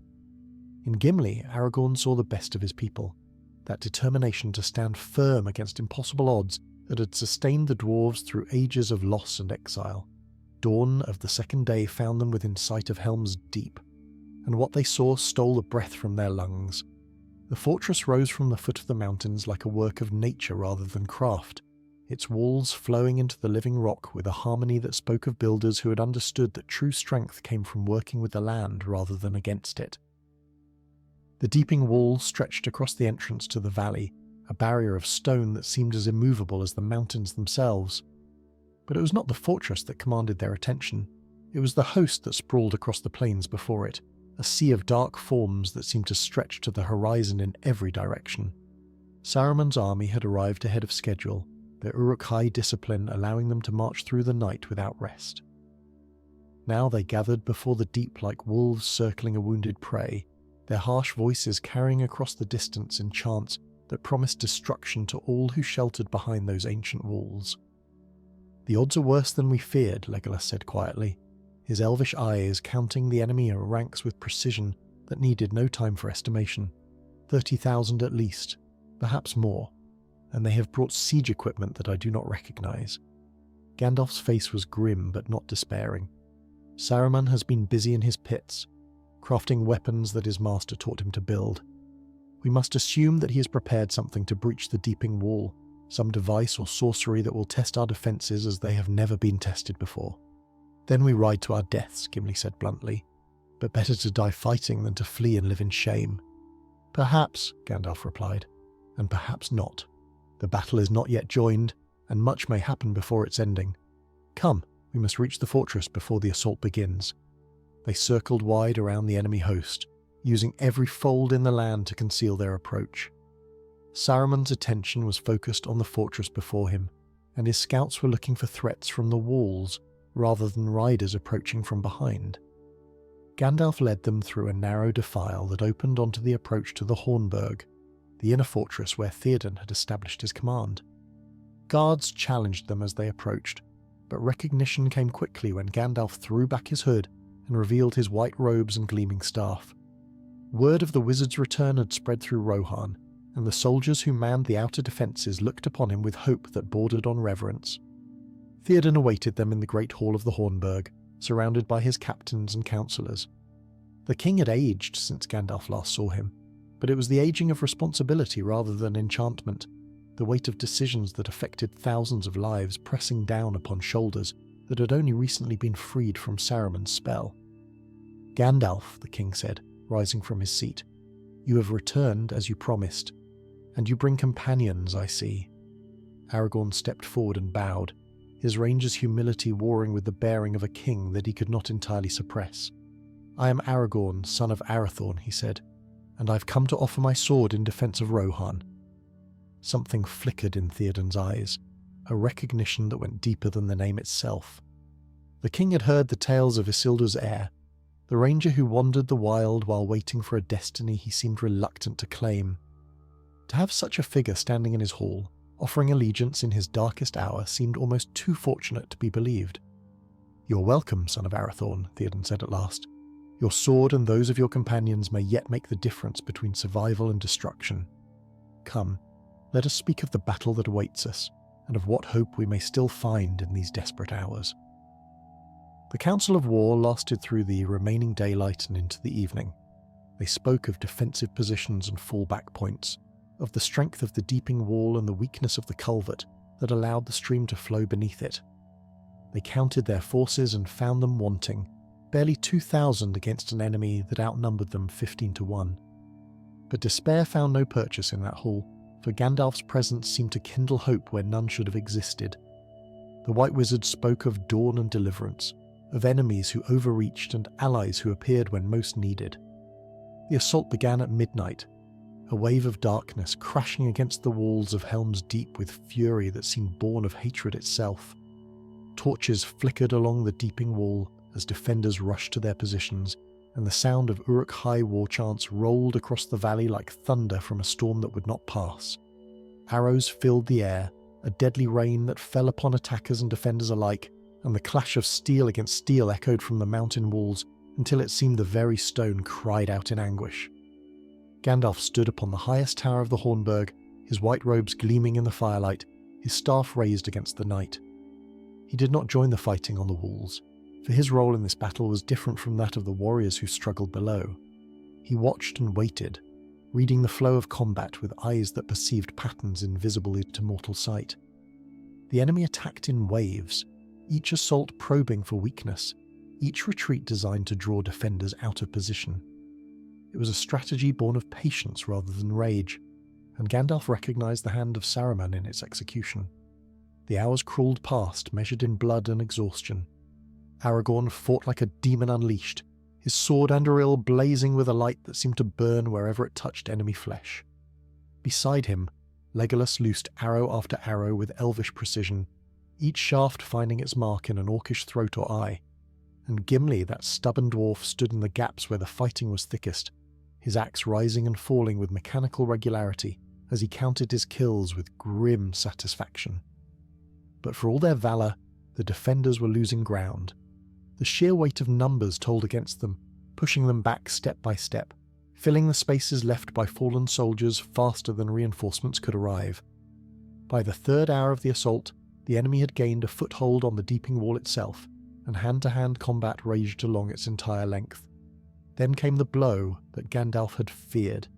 A tremendous explosion rocked the fortress, and a section of the deeping wall collapsed in a rain of shattered stone. Fire and smoke billowed from the breach, and through it poured a tide of Uruk-hai, their eyes gleaming with savage triumph. Saruman had placed some devilry in the culvert, some mixture of fire and sorcery that had accomplished what battering rams could not. The defenders fell back in disorder, their line broken, their formation shattered. For a moment, it seemed that all was lost, that the fortress would fall before dawn could bring even the faintest hope of salvation. Theoden himself took up his sword and led a charge into the breach, buying time for his people to retreat to the inner fortress, but even his courage could not stem the tide that poured through the broken wall. Gandalf descended from his tower, moving through the chaos with a calm that seemed almost supernatural. His staff blazed with white light, and where that light fell the enemy hesitated, their certainty of victory suddenly undermined by the presence of a power they could not comprehend. He reached the Hornburg just as Theoden and his remaining warriors barricaded themselves within, their faces grey with exhaustion and the knowledge of approaching doom. "The night is darkest just before the dawn," Gandalf said, his voice cutting through the despair that hung heavy in the air. "And dawn comes now, Theoden King. Ride out with me, ride out and meet them." Theoden looked at him with eyes that had seen too much death, that had watched too many of his people fall. Ride out? Into that host? It would be death. "Yes," Gandalf agreed, "death. But not defeat. Your people will remember this day, Theoden. They will remember that their king did not cower behind walls when the end came, but rode forth to meet it with sword in hand. And who knows, perhaps the dawn will bring more than memory." Something kindled in Theoden's eyes. A spark of the warrior king he had been before Shadow fell upon his mind. He looked around at his remaining warriors, at Aragorn and Legolas and Gimli, at Eomer who had fought his way to his uncle's side through a sea of enemies, and slowly he nodded. "So be it.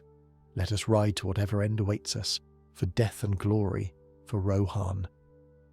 The gates of the Hornburg burst open, and the defenders of Helm's Deep charged forth one final time. Their horses thundered down the causeway, their spears gleamed in the first pale light of dawn, and their voices rose in a war cry that echoed from the mountains with the force of a judgment pronounced by powers beyond mortal reckoning. The Uruk-hai, caught by surprise, fell back in momentary confusion.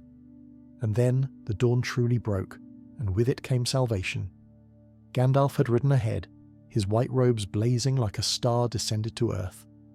Now he stood upon a ridge overlooking the valley, and beside him appeared a host of riders that had not been there a moment before. Eomer's riders, the men who had been scattered across Rohan gathering strength, had answered their king's summons at last.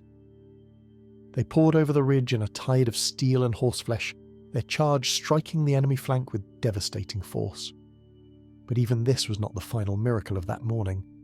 As the Uruk-hai turned to face this new threat, a sound rose from the west, a sound like the groaning of the earth itself. The trees of Fangorn Forest, which had stood at the valley's edge since time beyond memory, began to move.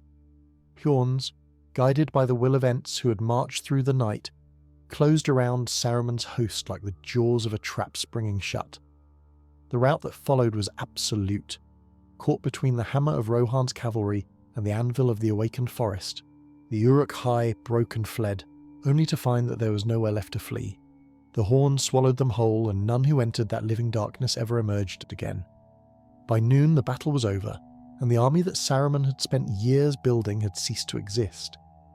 Gandalf found Theoden sitting upon his horse amidst a field of victory, tears streaming down the old king's weathered face. They were not tears of joy, though joy was surely part of what he felt. They were tears for the dead, for the thousands who'd fallen defending these walls, for the son he had lost and the kingdom that had nearly perished. "We have won," Theoden said quietly. "But at what cost? At a cost we will feel for generations, Gandalf replied. But the cost of defeat would have been greater still. Your people live, Theoden, your kingdom endures, and the war is not yet over. He turned his gaze eastward, toward lands shrouded in shadow and smoke. Sauron still sat upon his dark throne, still commanded armies that dwarfed even the host that had fallen here. The victory at Helm's Deep was significant, but it was only a single battle in a war that would determine the fate of all Middle-earth. And somewhere in that shadow, two hobbits crept ever closer to their destination, bearing a burden that would destroy them if they faltered, and destroy everything they loved if they failed. "Come," Gandalf said, gathering his reins. "We must ride to Isengard. Saruman has answers I require and lessons he must learn." The wizard-turned-traitor would face his former colleague and learn what it meant to stand against powers he had foolishly thought he could manipulate. The company that rode from Helm's Deep toward Isengard was small but resolute. Gandalf led them, his white robe still gleaming despite the dust and blood of battle. Theoden rode beside him, determined to confront the enemy who had nearly destroyed his kingdom. Aragorn, Legolas, and Gimli followed, their friendship forged stronger by the trials they had shared. Behind them, the survivors of Helm's Deep began the long work of healing and rebuilding. The dead were gathered and honoured, the wounded tended, the walls that had sheltered them prepared for whatever challenges the future might bring. The shadow had not been defeated, but it had been pushed back, and that was enough to kindle hope in hearts that had known only despair. Gandalf the White rode onward, his task still incomplete, his purpose still burning bright. The road ahead was long and uncertain, but he had returned from death itself to walk it. Whatever trials awaited, whatever sacrifices remained to be made, he would face them with the wisdom of ages and the courage of one who had seen beyond the circles of the world. For in the end, it was not great power that would determine the outcome of this war. It was the small choices made by humble hearts, the loyalty of friends who refused to abandon each other, the hope that persisted even when all seemed lost. These were the weapons that Sauron could not understand and could not defeat. And so the White Wizard rode on, toward whatever dawn awaited. Story 2. In the deep places of the world, where light has never touched and even memory grows thin as mist, there exists a darkness so profound that time itself loses meaning. It was to this abyss that Gandalf the Grey fell, locked in mortal combat with a terror from the ancient days, a creature of shadow and flame, whose very existence predated the rising of the sun and moon. The Balrog of Morgoth, awakened by the delving of the dwarves in ages past, had at last met its match upon the narrow bridge of Khazad-dûm, yet victory came at a cost beyond reckoning. Down they plunged together, wizard and demon, through chasms that had never known the footfall of any living creature. The fellowship above could only watch in horror as Gandalf vanished into the consuming darkness, his final cry echoing through the vast halls of Moria like the last note of a fading song. Frodo's desperate scream pierced the gloom, but there was nothing to be done. The bridge had crumbled, the wizard had fallen, and hope itself seemed to tumble into that endless void alongside him. Yet what transpired in those depths remains one of the greatest mysteries of the Third Age, spoken of only in whispers by the wise and preserved in fragmentary accounts that have come down to us through the turning of countless seasons. For Gandalf did not perish in that fall, though death itself would have been a mercy compared to the ordeal that awaited him. His tale, pieced together from his own sparse recollections and the visions granted to those who walked in the light of the Valar, tells of a struggle that tested the very limits of what even an immortal spirit might endure. The fall seemed to last an eternity. Gandalf tumbled through darkness so complete that he could not discern whether his eyes were open or closed. The Balrog fell beside him, its flames momentarily extinguished by the rushing wind, yet its malice remained undiminished. They grappled in the void, neither willing to release the other, bound together by a hatred that transcended the physical realm. The wizard's staff had been lost somewhere in the descent, shattered against an outcropping of ancient stone, but he clung to his sword Glamdring with desperate strength, its pale blade the only light in all that endless night. At last, after what seemed like ages of falling, they plunged into water so cold that it felt like knives against the flesh. The shock would have killed any mortal creature instantly, but both Gandalf and the Balrog were beings of an older world, sustained by powers that had nothing to do with the fragile vessels they inhabited.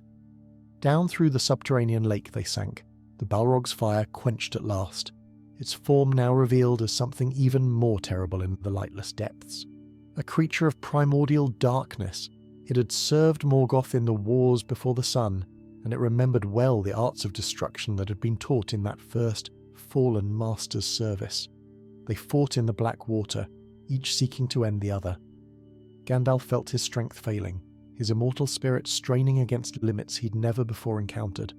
The weight of the deep pressed upon him from all sides, and the Balrog's claws tore at his robes, seeking the vulnerable flesh beneath. Yet even in that desperate hour, Gandalf found reserves of courage he'd not known he possessed. He was Olorin, a Maia of Valinor, sent to Middle-earth in humble form to guide and counsel, not to wage war against the ancient evils. But necessity had made him a warrior, and he would not yield while breath remained in his body. The struggle carried them through underwater tunnels carved by forces beyond imagining, passages that led ever deeper into the roots of the mountains. At times they would surface in vast caverns where air still lingered, and there the Balrog would kindle its flames anew, filling the darkness with hellish light. Then they would plunge once more into the water, the battle continuing unabated. Neither could gain advantage over the other, for they were evenly matched in power, though not in purpose. The Balrog fought for destruction's sake alone, revelling in the chaos it wrought, while Gandalf fought for something greater, for the light that he served and the peoples he'd sworn to protect. Days passed, though Gandalf had no way of measuring them. The concept of time became meaningless in those depths, where no sun rose or set and the only constant was the endless conflict with his adversary. He felt himself growing weaker with each passing hour, his physical form beginning to fail even as his spirit remained defiant. The wounds he had sustained were grievous, and without rest or sustenance even his Maia essence could not sustain him indefinitely. Yet still he fought on, driven by a determination that surprised even himself. At last, after what might have been weeks of combat in the deep places, they came to a stairway. It rose from the depths like a spine of stone, climbing through the heart of the mountain toward distant peaks that Gandalf could not see but somehow sensed. The Endless Stair, it was called in the old tales, built by the dwarves of Khazad-dûm in the glory of their kingdom, ascending from the lowest dungeon to the highest peak of Xurax-Sigil. Few had ever walked its length, and none had done so in the manner that Gandalf and the Balrog now undertook. Step by step they climbed, still locked in their death struggle, neither willing to break away even for a moment's respite. The Balrog's flames cast dancing shadows on the ancient walls, revealing carvings and inscriptions in languages that even Gandalf did not recognize. The dwarves had delved deep in their pride, unearthing secrets that were never meant to see the light, and it was one of those secrets that had ultimately doomed their great civilization. The Balrog had been their undoing, but Gandalf was determined that it would not claim him as another victim of its ancient wrath. The ascent lasted longer than the fall had done. They passed through chambers filled with the bones of creatures long extinct, through tunnels where veins of mithril still gleamed in the rock, through halls that had once rung with the songs of dwarf lords, but now knew only silence and shadow. At every turn the Balrog sought to end the conflict, hurling fire and shadow at its opponent with renewed fury. But Gandalf endured. He endured because he had to, because there was no other choice, because the fate of Middle-earth itself might hang upon the outcome of this private war in the depths of the world. As they climbed higher, the air grew thinner and colder, and Gandalf began to perceive the first faint glimmers of natural light filtering down from above. They were nearing the summit of Xurax-Sigil, the Silvertine, one of the three great peaks that crown the misty mountains. Hope stirred in Gandalf's heart for the first time since his fall, yet he knew that the final confrontation still awaited. The Balrog sensed it too, and its attacks grew more frenzied as they approached the end of the stair. The demon knew that in the open air, upon the mountain's crown, the battle would reach its conclusion one way or another. At last they emerged onto the peak of Xurax-Sigil, and Gandalf beheld the sky for the first time in an age. Stars wheeled overhead in cold magnificence, and the wind howled across the bare rock with a fury that matched the storm in his own heart. The Balrog rose before him in all its terrible glory, flames erupting from its form once more, whip crackling with lightning as it prepared for the final assault. And Gandalf, weary beyond measure, wounded in body and spirit, raised Glamdring one last time and prepared to meet his doom. The battle that followed would become the stuff of legend, though few witnessed it and fewer still could comprehend what they saw. From the valleys far below, shepherds and farmers looked up to see lightning dancing upon the summit of the Silvertine, and they wondered what manner of storm had descended upon the peaks. They could not know that they were witnessing the last great duel of the Third Age, a confrontation between powers that had existed since before the world was shaped, fighting for stakes that would determine the fate of all free peoples. For 2 days and 2 nights they fought upon that frozen peak, and neither gave ground to the other. The Balrog's flames melted the ancient snow and sent rivers of water cascading down the mountainside, while Gandalf's power, drawn from sources beyond the circles of the world, held the darkness at bay with light that seemed to burn the very air. They clashed again and again, sword against whip, fire against the secret fire that Gandalf served, until the very stone of the mountain began to crack and splinter beneath their feet. The Balrog was a creature of immense power, forged in the pits of Utumno when Morgoth first rose to challenge the Valar. It had survived the war of wrath that had broken the world and sunk Beleriand beneath the waves. It had slumbered in the depths of Moria for millennia, waiting, dreaming of destruction.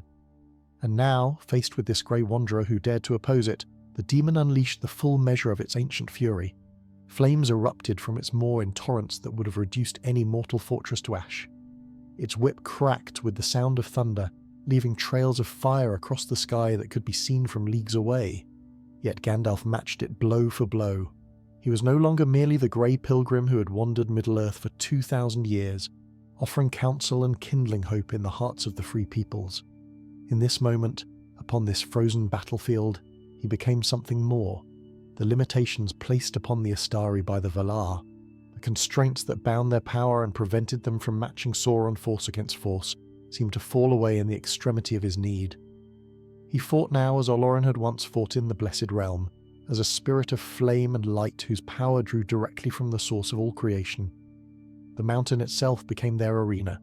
They battled across glaciers and around towers of ice, through clouds that clung to the peak like shrouds, and across chasms that opened suddenly beneath their feet. At times the Balrog would seem to gain the upper hand, driving Gandalf back toward the edge of a precipice with walls of flame that turned night into hellish day. At other times the wizard would rally, his blade finding its mark and drawing from the demon's screams of rage that echoed across the mountain range. Neither could land a killing blow, yet neither would relent. On the second night, as the stars turned cold and distant overhead, Gandalf felt his strength beginning to fail in truth.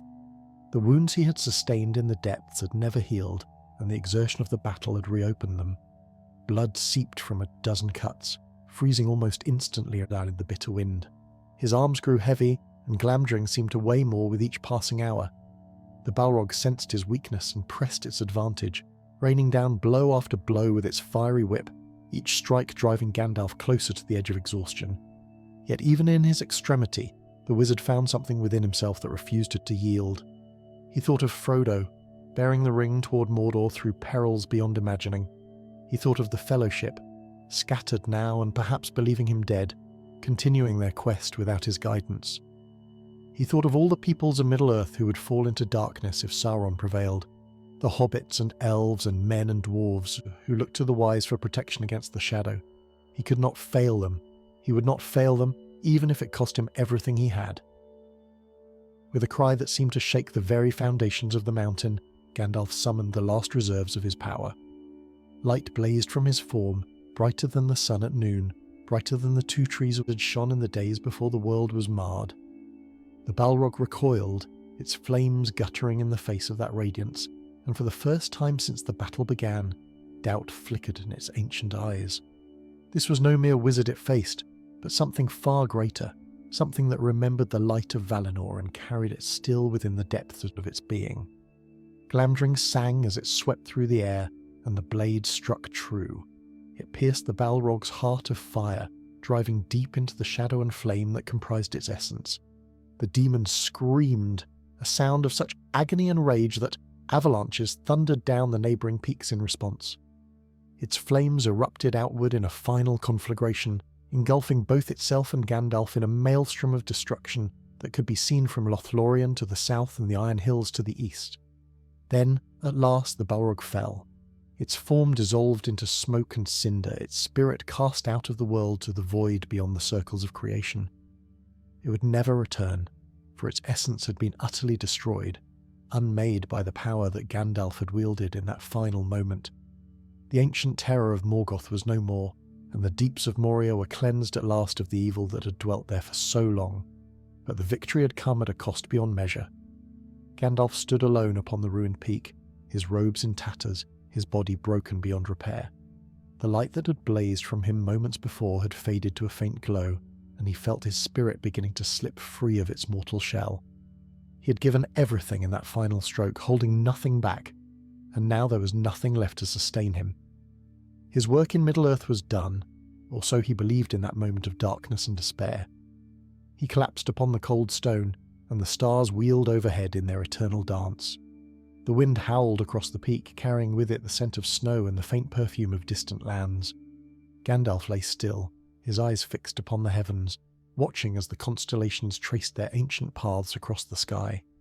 He thought of all he had seen in his long wandering, the wonders and sorrows of Middle-earth, the friends he had made and lost, the battles he had fought and the counsel he had given.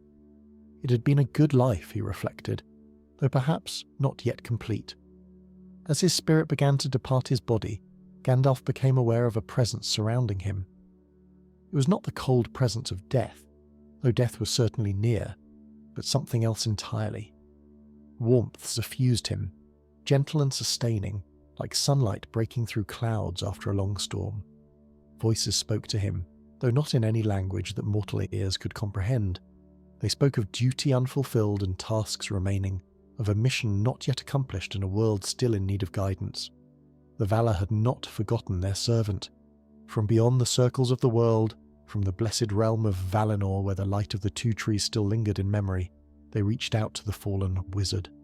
His spirit, hovering on the threshold between life and death, was caught and held by powers far greater than any that walked in Middle-earth. He was not permitted to pass beyond, not yet, for there was work still to be done and none other could accomplish it. What passed between Gandalf and his makers in that timeless moment remains unknown to any who dwell in mortal lands. Some say he was brought before Manwë himself, the elder king who ruled the Valar in the name of Ilúvatar, and given new instructions for the tasks ahead. Others claim that he walked once more in the gardens of Lorien, where Urmo the Master of Visions showed him the possible futures that might unfold depending on the choices made in the days to come. Still others believe that he simply rested, his weary spirit finding peace at last in the embrace of those who had sent him forth so long ago. Whatever the truth of it, Gandalf did not remain long in that blessed state. The war against Sauron was entering its final phase, and the free peoples of Middle-earth needed a guide more than ever. The fellowship had been broken, the ring-bearer had departed on his own path, and darkness gathered its strength for the final assault. Without Gandalf's wisdom and power to unite them, the scattered forces of good might never find the strength to stand against the shadow. And so, by the will of powers beyond the world's understanding, Gandalf was sent back. Not as he had been, diminished and constrained by the grey robes of his former office, but renewed and strengthened for the trials ahead. His spirit was clothed once more in flesh, but it was flesh transformed by its passage through death and return. The grey pilgrim was no more. In his place stood something greater, something that the world had not seen since the Astari first set foot upon the shores of Middle-earth 2,000 years before. Upon the peak of Ziraxagil, where the battle had raged and ended, a new dawn broke unlike any the world had witnessed in an age. The sun rose over the misty mountains, painting the snow in shades of gold and rose, and its light fell upon a figure that lay motionless among the shattered stones. But this was not the broken body that had collapsed there in the aftermath of the struggle. Something had changed in the darkness between one heartbeat and the next, a transformation wrought by powers beyond the understanding of any who dwelt in mortal lands. Gandalf opened his eyes, and for a moment he did not know where he was or who he had become. The memories of his former life seemed distant, like tales heard in childhood and half forgotten in the passage of years. He remembered the fall, the endless battle in the deeps, the final confrontation upon the mountain's crown. He remembered death, or something very like it, a passage through darkness into light so pure that it defied description. And he remembered voices, speaking words of command and commission, sending him back to a world that still required his service. Slowly, painfully, he rose to his feet. His body felt strange to him, familiar yet altered in ways he could not immediately identify. The wounds that had covered him were healed, leaving not even scars to mark where the Balrog's flames had seared his flesh. His robes, which had been torn and blooded, were now white as fresh-fallen snow, gleaming with an inner radiance that seemed to catch and hold the morning light.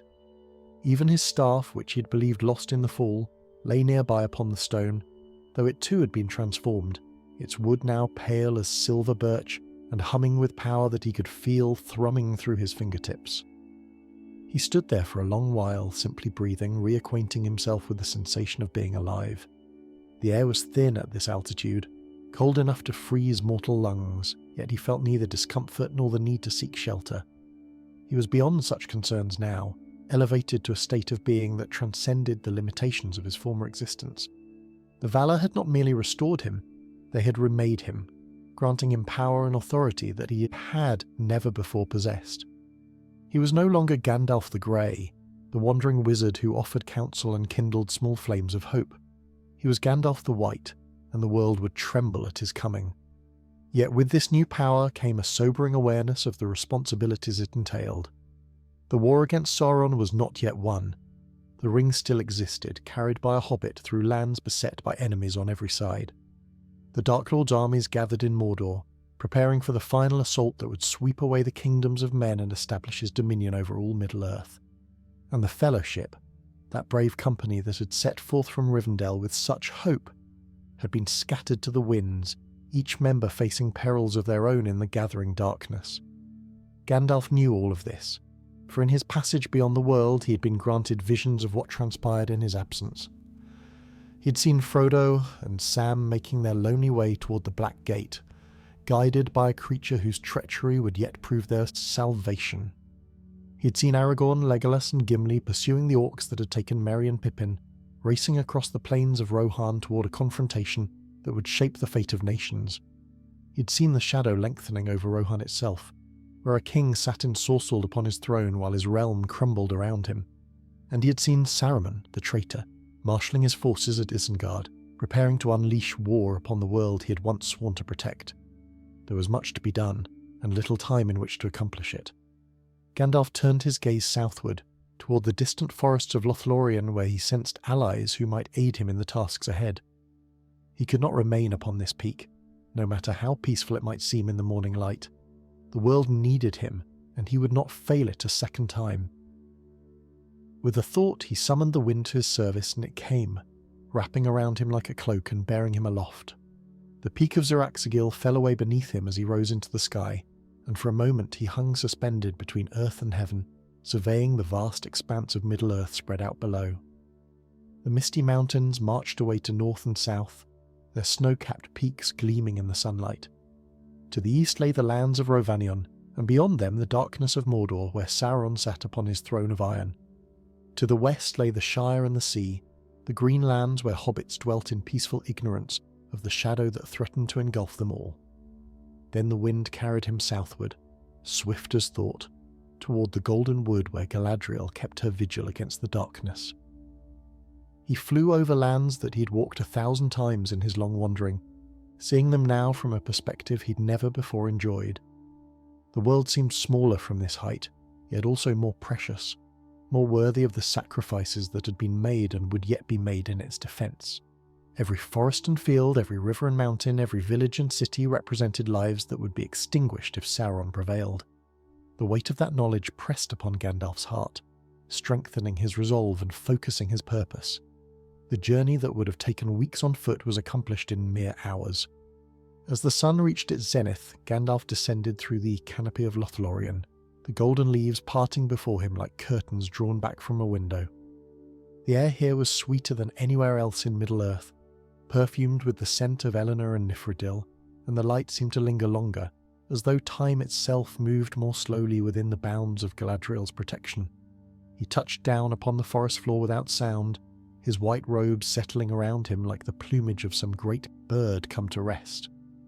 The elves of Lothlorien sensed his presence immediately, and word spread swiftly through the wood. By the time Gandalf reached the heart of the realm, where the great malorn trees rose like pillars of silver and gold, an escort of guards had formed around him, their faces pale with wonder and not a little fear.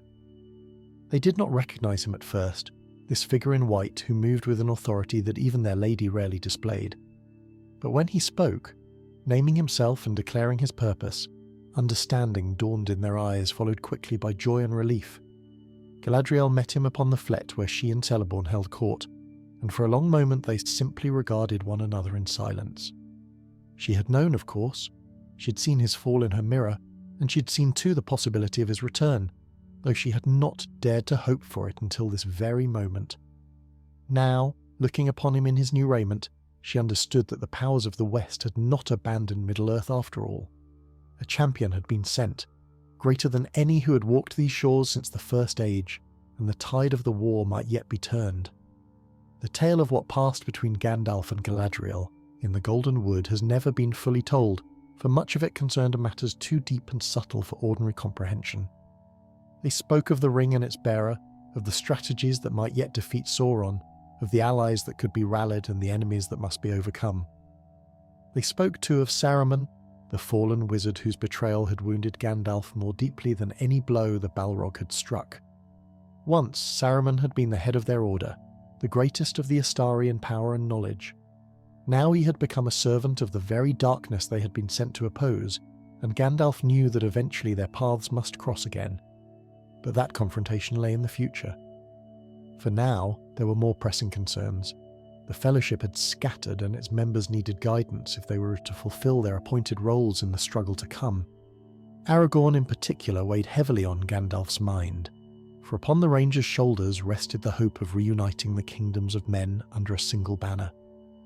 Without that unity, without the restored strength of Gondor and the alliance of Rohan, the Free Peoples would be swept away by the armies of darkness like leaves before a storm.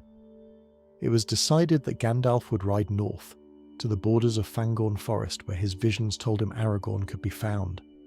There, reunited with his old friend, he would begin the work of rebuilding what had been broken and preparing for the battles to come. The Lady of Lothlorien provided Gandalf with provisions for his journey, though in truth he required little sustenance in his transformed state. More valuable than any food or drink was the counsel she offered, wisdom gleaned from ages of watching and waiting, of studying the movements of shadow and light across the face of Middle-earth. She spoke of Theoden King ensorcelled in his hall at Edoras, and of the serpent-tongued advisor who had wound his way into the monarch's confidence. She spoke of the armies gathering in the east, vast hosts of orcs and men corrupted by Sauron's promises of power. And she spoke of hope, that most precious and fragile of commodities, which must be kindled anew in hearts that had forgotten what it meant to dream of victory. As Gandalf prepared to depart, Galadriel presented him with a gift that would serve him well in the trials ahead. It was a horse, but no ordinary steed of the sort that mortals rode.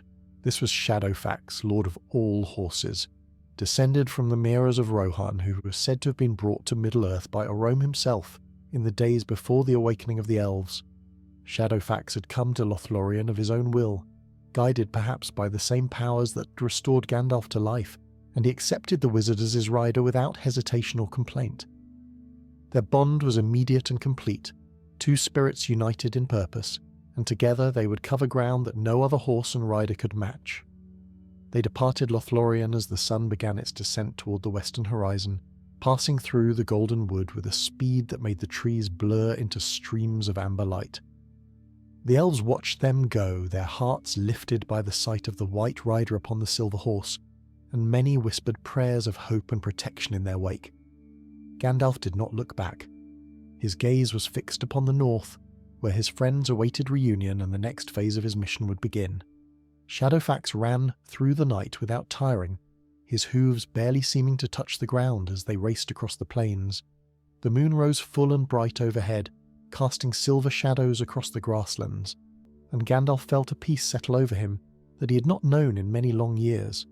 This was what he had been made for, this swift passage through the night toward a destination only he could see. The concerns and limitations of his former existence fell away behind him, like a cloak discarded in summer heat. He was renewed, reborn, and the world that had seemed so dark and hopeless now glittered with possibilities that his enhanced perception could trace like threads of light woven through the fabric of existence. By dawn they had reached the eaves of Fangorn Forest, that ancient woodland where trees still remembered the days when they had walked and spoken like the children of LOTR. Gandalf reined Shadowfax to a halt at the forest edge, his keen eyes scanning the landscape for signs of those he sought. The vision granted to him in Lothlorien had shown Aragorn, Legolas and Gimli pursuing the orcs who had captured Merry and Pippin, and that pursuit had led them here, to this place where the wild wood met the open plain. But where exactly they might be found, the vision had not revealed. He did not have to wait long. As the morning mist began to lift from the forest floor, 3 figures emerged from the shadows beneath the trees. They moved with the wary caution of hunters who have been too long in dangerous country, their hands near their weapons and their eyes constantly scanning for threats. Gandalf recognized them immediately, though they had changed in the weeks since the breaking of the Fellowship. Aragorn's face bore new lines of care and exhaustion, the weight of leadership sitting heavily upon his shoulders. Legolas moved with his customary elven grace, but there was a tension in his bearing that spoke of sorrow not yet fully processed. And Gimli, the stalwart dwarf, seemed diminished somehow, as though the loss of his companions had carved away some essential part of his spirit. They saw him at the same moment he saw them, and for an instant all 3 froze in shock and disbelief. Gandalf could imagine what they must be thinking. Here was a figure in white upon a great silver horse, radiating power and authority that none of them had ever sensed in their old friend. Could this truly be Gandalf, whom they had watched fall into the abyss of Moria? Or was it some trick of the enemy, a phantom sent to deceive them in their hour of greatest vulnerability? Aragorn was the first to find his voice. He stepped forward, his hand still resting on the hilt of his sword, and called out across the distance that separated them. His words were a challenge and a plea combined, demanding proof of the stranger's identity, while hoping desperately that no such proof would be needed. Gandalf smiled, and in that smile the others recognized something of the wizard they had known. It was the same expression he had worn 1,000 times before, when explaining some point of law or chiding Pippin for his foolishness. Yet there was something new in it as well, a depth of compassion and understanding that seemed to encompass not just his companions, but the whole of Middle-earth and all its struggling peoples. He dismounted from Shadowfax and walked toward them, his white robe stirring in the morning breeze. As he approached, the tension began to drain from their postures, replaced by wonder and slowly dawning joy. Legolas was the next to recognize him, the elf's keen senses piercing through the transformation to perceive the familiar spirit beneath. He spoke Gandalf's name in the elvish tongue, and the sound of it seemed to break some spell that had held them all in thrall. Then they were embracing, all 4 of them, tears streaming down faces that had known too much sorrow in recent days. Questions tumbled out in a confused rush, each of them wanting to know what had happened in the depths of Moria, and how their friend had returned from what had seemed like certain death. Gandalf answered as best he could, though some of what he had experienced defied expression in any mortal language. He spoke of the battle with the Balrog, of the long fall and the longer climb, of the final confrontation upon the peak of Ziraxagil. He spoke of death and what lay beyond it, though here his words grew vague and halting, for even he did not fully understand the mystery of his passage and return. What mattered, he told them, was that he had been sent back. The powers that watched over Middle-earth had not abandoned it to darkness, and the quest they had undertaken still held the potential for success. The ring remained hidden from Sauron's sight, borne by a hobbit whose courage exceeded his small stature. The free peoples still possessed the strength to resist, if only they could be united and led with wisdom. And there was work to be done, urgent work that could not wait for the full telling of tales or the proper processing of grief. Aragorn listened with the intensity of a man who has found water after long wandering in the desert. Here at last was guidance, direction, purpose. The weight of leadership that had pressed upon him since Gandalf's fall seemed suddenly lighter, shared now with one whose wisdom far exceeded his own. He asked what they should do, where they should go, how they could best serve the cause to which they had all dedicated themselves. Gandalf's answer was immediate and decisive. They would ride to Edoras, to the hall of Theoden King where the fate of Rohan would be decided. The land of the Horse Lords was under attack from multiple directions, threatened by Saruman's armies from Isengard and by the shadow that crept ever closer from the east. If Rohan fell, Gondor would stand alone against the might of Mordor, and even the strength of that ancient kingdom could not long endure such an assault. But if Rohan could be roused from its stupor, if Theoden could be freed from the spell that bound him, then there might yet be hope for victory. The company set forth from the borders of Fangorn with a renewed purpose, 4 companions reunited against all hope and riding toward a confrontation that would shape the course of the war. Shadowfax bore Gandalf at the head of their small column, while Aragorn, Legolas and Gimli followed upon their own mounts, horses borrowed from the Rohirrim they had encountered days before. The plains of Rohan stretched before them, vast and golden under the afternoon sun, and the wind that swept across the grasslands carried with it the scent of approaching autumn and the distant rumour of conflict. As they rode, Gandalf shared with his companions what he'd learned during his time beyond the circles of the world. He spoke of Saruman's treachery in greater detail than any of them had previously understood, explaining how the White Wizard had long ago abandoned his mission and pledged himself to Sauron's cause. The Palantir of Orthanc had been his undoing, for through that seeing stone he had looked upon the Dark Lord's power and found his will broken by what he beheld. Now, Saruman believed himself to be Sauron's partner, though in truth he was merely another tool to be used and discarded when his usefulness ended. The situation in Rohan was dire indeed. Theoden King had fallen under the influence of Grima Wormtongue, a counsellor whose loyalty lay not with his sovereign, but with the traitor wizard of Isengard. Through Grima's whispered lies and Saruman's sorcery working through him, the king had been reduced to a shell of his former self, aged beyond his years and blind to the threats gathering around his realm.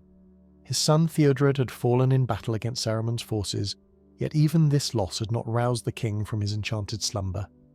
His nephew Eomer had been banished for speaking truth to power, and his niece Eowyn watched in helpless despair as everything her family had built crumbled to dust. They rode through the night, pausing only briefly to rest their horses and take what sustenance they required. Gandalf seemed to need neither sleep nor food, his transformed nature sustaining him through efforts that would have exhausted any mortal being. Yet he did not push his companions beyond their limits, understanding that they would need all their strength for what lay ahead. The confrontation with Theoden would require not just his own power, but the presence of those who could speak to the king's honour and remind him of the duties he had forsaken. Dawn found them approaching Edoras, the golden hall of Medusel gleaming upon its hill like a beacon fire against the shadowed sky. Even from a distance they could see that all was not well within the city. The banners that should have flown proudly from the walls hung limp and tattered, and the gates stood barred against visitors as though the Rohirrim feared attack from every quarter. Guards watched their approach with suspicious eyes, hands resting upon weapon hilts, and when the company drew near enough to be challenged, the greeting they received was cold indeed. Gandalf did not respond to their hostility with anger or impatience. He understood that these men were not his enemies, merely servants of a king who had been led astray by forces beyond his comprehension. With gentle words and the authority of his new station, he convinced the guards to allow them passage into the city, though not without first surrendering their weapons at the door of the Great Hall. This last condition gave even Gandalf pause, for he knew that the confrontation to come might well require force of arms. But he agreed nonetheless, trusting in his own power and the righteousness of his cause to see them through whatever trials awaited. The interior of Meduseld was dim and cold, a stark contrast to the warmth and light that had once characterized the court of the Horse Lords. Shadows gathered in the corners of the great hall, and the fire that burned upon the central hearth seemed to cast more darkness than illumination. Upon the throne at the hall's far end sat a figure so aged and withered that Aragorn, who had known Theoden in years past, scarcely recognized him. This could not be the proud king who had ridden to war against the enemies of his people, who had laughed and sung and led his warriors in victory after victory. This was a ruin, a hollow vessel from which all vitality had been drained. At the king's side stood Grima Wormtongue, and his name suited him well. He was a pale, unhealthy-looking man with eyes that gleamed with cunning malice, and his voice when he spoke was as smooth and insinuating as oil poured upon water. He challenged the newcomers immediately, demanding to know their business and by what right they dared enter the king's presence uninvited. His words were calculated to provoke, to make them seem like intruders and enemies rather than the friends they truly were. Gandalf stepped forward, and as he did so, something of his new power became visible even in that darkened hall. Light seemed to gather around him, faint but unmistakable, and those who watched felt a stirring of hope that they had not known in many long months. He named himself and his companions, declared his purpose in coming, and demanded that Theoden King rouse himself to face the threats that beset his realm. His voice carried authority that could not be denied, an echo of powers far greater than any that Grimmer or his master could command. The confrontation that followed was unlike any battle fought with sword or spear, yet it was no less fierce for being waged with words and will. Grimmer sought to maintain his hold upon the king, whispering poison into the old man's ear even as Gandalf spoke truth and clarity. He invoked Saruman's name as a shield, threatening dire consequences for any who would oppose the White Wizard's will. But Gandalf merely smiled at these threats, a smile that held no warmth whatsoever, and informed Grimmer that the White Wizard he served was no longer the chief of that order. The staff that Gandalf carried, which the guards had not thought to confiscate along with the swords and bows, now blazed with light that drove back the shadows from every corner of the hall. He strode toward the throne, brushing past Grimmer as though the counsellor were of no more consequence than a cobweb, and stood before Theoden with eyes that seemed to pierce through the enchantment, clouding the king's mind.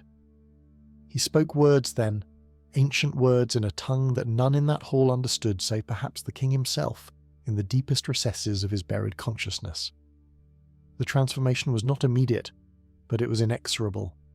Colour began to return to Theoden's pallid cheeks, and the rheumy film that had covered his eyes slowly cleared. His hands, which had lain slack upon the arms of his throne, began to grip with renewed strength. He looked upon Gandalf with growing recognition, memories of former days surfacing through the fog that had obscured them for so long. And when at last he spoke, his voice was no longer the querulous wheeze of an old man defeated by age and sorrow, but the commanding tone of a warrior king who had merely been sleeping and was now awakened to find enemies at his gates. Grimmer saw his influence crumbling and made one last desperate attempt to preserve it. He fell to his knees before the throne, pouring forth protestations of loyalty and love, claiming that all he had done was for the good of Rohan and its king. But Theoden was no longer deceived. He saw his counsellor now as he truly was, a serpent in human form whose every word had been calculated to weaken and destroy. The king's hand went to the sword at his hip, a weapon he had not drawn in many months, and for a moment it seemed that Grimmer's fate would be decided then and there. But Gandalf intervened, counselling mercy where justice might have demanded death. Grimmer was a tool of Saruman, he explained, corrupted by promises of power and reward that the traitor wizard had no intention of fulfilling. Let him go free back to his master in Isengard, and let him carry word of what had transpired here. Such knowledge would strike fear into Saruman's heart, demonstrating that his schemes were unravelling and his grip upon Rohan had been broken beyond repair. Theoden's court was transformed in the hours that followed Gandalf's intervention. The shadows that had clung to the corners of Meduseld seemed to retreat before a light that was not merely physical but spiritual, a restoration of hope and purpose to halls that had known only despair for far too long. Servants who had crept about their duties in fearful silence now moved with renewed energy, throwing open shutters to admit the afternoon sun and kindling fires that crackled with the genuine warmth. The king himself stood straighter with each passing moment, years falling from his countenance as the last vestiges of Saruman's enchantment dissolved like morning frost beneath the rising sun. Grimmer Wormtongue had been permitted to flee as Gandalf counselled, though not before Theoden stripped him of all rank and privilege and banished him forever from the lands of Rohan. The former counsellor had scrambled from the hall like a rat escaping a flooding burrow, his pale face twisted with hatred and fear in equal measure. He would make his way to Isengard, no doubt, there to report his failure to the master whose schemes had been so thoroughly undone. But that was a matter for another day. For now, there were more pressing concerns to address. The full scope of Rohan's peril became clear as reports arrived from every corner of the kingdom. Saruman's forces had not been idle during Theoden's enchantment. Orc raids had devastated villages throughout the Westfold, leaving trails of smoke and sorrow in their wake. Refugees streamed toward Edoras from the west, carrying tales of horror that made even hardened warriors blanch with dismay. And scouts brought word of a great host gathering at Isengard, an army of orcs and wild men and creatures bred in the dark pits beneath Orthanc, preparing to sweep across the plains and crush what remained of Rohan's resistance. Gandalf listened to these reports with a grave countenance, his mind working through the strategic implications of each piece of intelligence. The situation was dire indeed, perhaps even more desperate than he'd anticipated. Saruman had used the time of Theoden's incapacity well, building his strength while systematically weakening his intended victim. The forces available to Rohan were scattered and diminished, many of the best warriors having fallen in skirmishes against orc raiders or been driven into exile by Grimmer's machinations. Even with the king restored to his right mind, the odds seemed overwhelming, yet Gandalf did not counsel despair. He had seen too much in his long existence, witnessed too many seemingly hopeless situations, transformed by courage and determination and the intervention of powers beyond mortal ken. The darkness was strong, yes, but it had always been strong, and always there had been those willing to stand against it regardless of the odds. What mattered now was not the size of the armies they could field, but the quality of the hearts that would wield sword and spear in defence of all they held dear. Theoden proved himself worthy of his ancestors in the days that followed. The lethargy that had gripped him during his enchantment gave way to feverish activity as he threw himself into the task of preparing his realm for war. Messengers rode to every corner of Rohan, summoning the scattered Fyrd to the king's banner. Blacksmiths worked through the night, forging weapons and repairing armour that had fallen into disuse. The women of Edoras organised supplies and tended to the refugees who continued to arrive in ever greater numbers, their faces drawn with exhaustion but their spirits unbroken. Ioma returned from exile with his company of loyal riders, and the reunion between nephew and uncle brought tears to many eyes. Theoden embraced the young warrior with the fervour of one who has awakened from a nightmare to find beloved faces still present, still faithful despite all that had transpired. He restored Ioma to his rightful position as Third Marshal of the Mark and placed the defence of the eastern borders in his capable hands. Together, they would face whatever Saruman hurled against them, uncle and nephew fighting side by side as the kings of Rohan had always fought. But Gandalf knew that conventional defence would not be enough. Saruman's army was too large, too well equipped, and too thoroughly prepared for a straightforward assault to have any chance of success. They needed a strategy that would neutralise the enemy's numerical advantage, something that would force the battle onto ground of their choosing rather than accepting the terms the White Wizard sought to impose. And as he studied the maps spread across Theoden's council table, a plan began to take shape in his mind. Helm's Deep, the ancient fortress carved into the mountains at the head of the Deeping Combe, had never been taken by an enemy in all the long history of Rohan. Its walls were thick and high, built by men of Númenórean descent who had understood the art of fortification as few since had matched. Behind those walls, even a relatively small force could hold against armies many times their number, buying time for reinforcements to arrive or for other strategies to bear fruit. If Theoden could reach Helm's Deep with the bulk of his people before Saruman's host caught them in the open, they might yet survive the storm that was about to break. The king was reluctant at first, seeing retreat to the fortress as an admission of weakness, an abandonment of the lands his ancestors had won with blood and courage. He spoke of meeting Saruman's army in the field, of the glorious charges that had brought victory to Rohan in ages past, of death with honour rather than cowering behind walls of stone. But Gandalf countered these arguments with patient wisdom, explaining that this was not cowardice but strategy, not surrender but the first step toward ultimate triumph. There would be time for glorious charges when the conditions favoured such tactics. For now, survival was the paramount concern. Éowyn listened to these debates with eyes that burned with fierce determination. The king's niece had watched her uncle's decline with helpless anguish, had been forced to endure Grimmer's unwelcome attentions, while maintaining the pretense of normalcy that might yet save her family. Now, with Theoden restored and war upon their doorstep, she saw a chance to prove herself worthy of the blood that ran in her veins. She begged to be allowed to ride with the warriors, to face the enemy with sword in hand rather than remaining behind with the women and children. But Theoden refused, charging her instead with the protection of those who could not fight, a duty that he insisted was no less honourable than facing orcs on the battlefield. The evacuation of Edoras began the following morning, as soon as the first grey light of dawn touched the eastern sky. Long columns of refugees wound their way across the plains, old men and young children, mothers carrying infants in their arms and leading older children by the hand. The warriors of Rohan formed a protective cordon around this vulnerable host, their eyes constantly scanning the horizon for signs of approaching danger. And at the column's head rode Theoden King, his armour gleaming in the morning light, every inch the warrior monarch that his people remembered from better days. Gandalf rode with them for a time, offering counsel and encouragement where it was needed most. But he knew that his path would soon diverge from theirs, for there was work he must accomplish that could not wait for the resolution of the coming battle.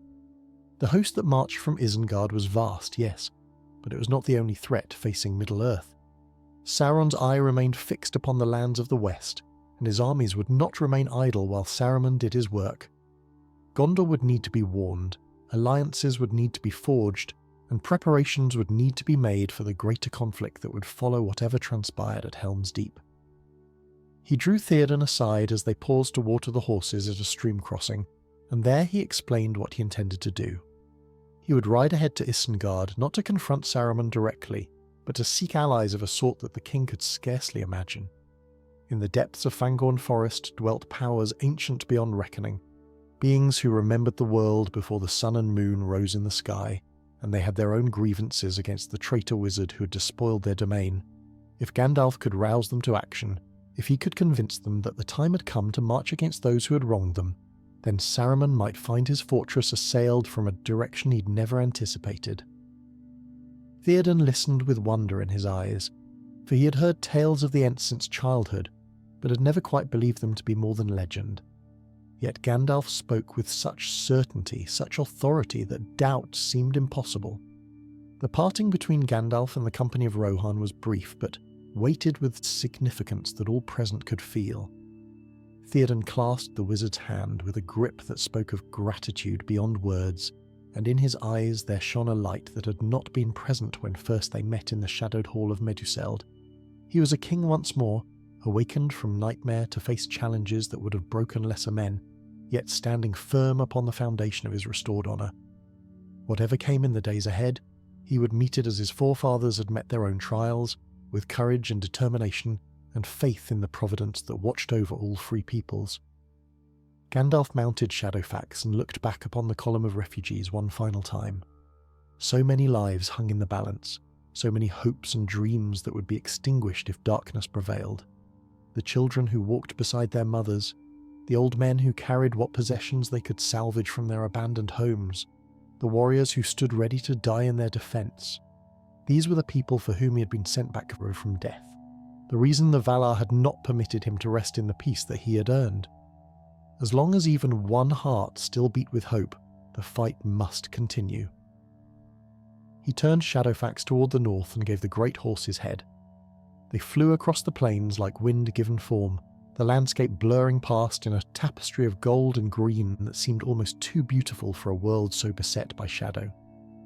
Behind them, the column continued its slow progress toward Helm's Deep, while ahead lay Fangorn Forest and the ancient powers that Gandalf hoped to rouse against their common enemy. The sun climbed toward its zenith as they rode, and the warmth of its rays felt like a blessing upon his upturned face. The eaves of Fangorn rose before him by midday, that ancient woodland whose depths had not been fully explored since the Elder Days. Here the trees grew tall and strange, their roots reaching deep into soil that remembered the music of creation, their branches whispering secrets in languages that even the elves had forgotten. Gandalf slowed Shadowfax to a walk as they entered the forest's margins, for he understood that one did not charge heedlessly into such a place. The Ents who dwelt here were slow to anger but terrible in their wrath, and they did not look kindly upon those who treated their domain with disrespect. He found them gathered in a great clearing deep within the forest's heart, a meeting place that had witnessed councils beyond counting in the long ages of the world. Treebeard was their leader, the oldest of all living things that walked upon the earth, and he stood at the clearing's centre like a tower of living wood, his eyes deep as ancient wells, and his voice like the rumbling of distant thunder. Around him gathered his fellows, Ents of every shape and description, some resembling oaks and others beeches, some tall and slender as birches, and others gnarled and spreading as willows. They had come together to debate what should be done about the despoiler in their midst, the wizard who had betrayed his trust and turned his hand against the very forests he had once sworn to protect. Gandalf dismounted and approached the gathering with all the dignity that his new station afforded.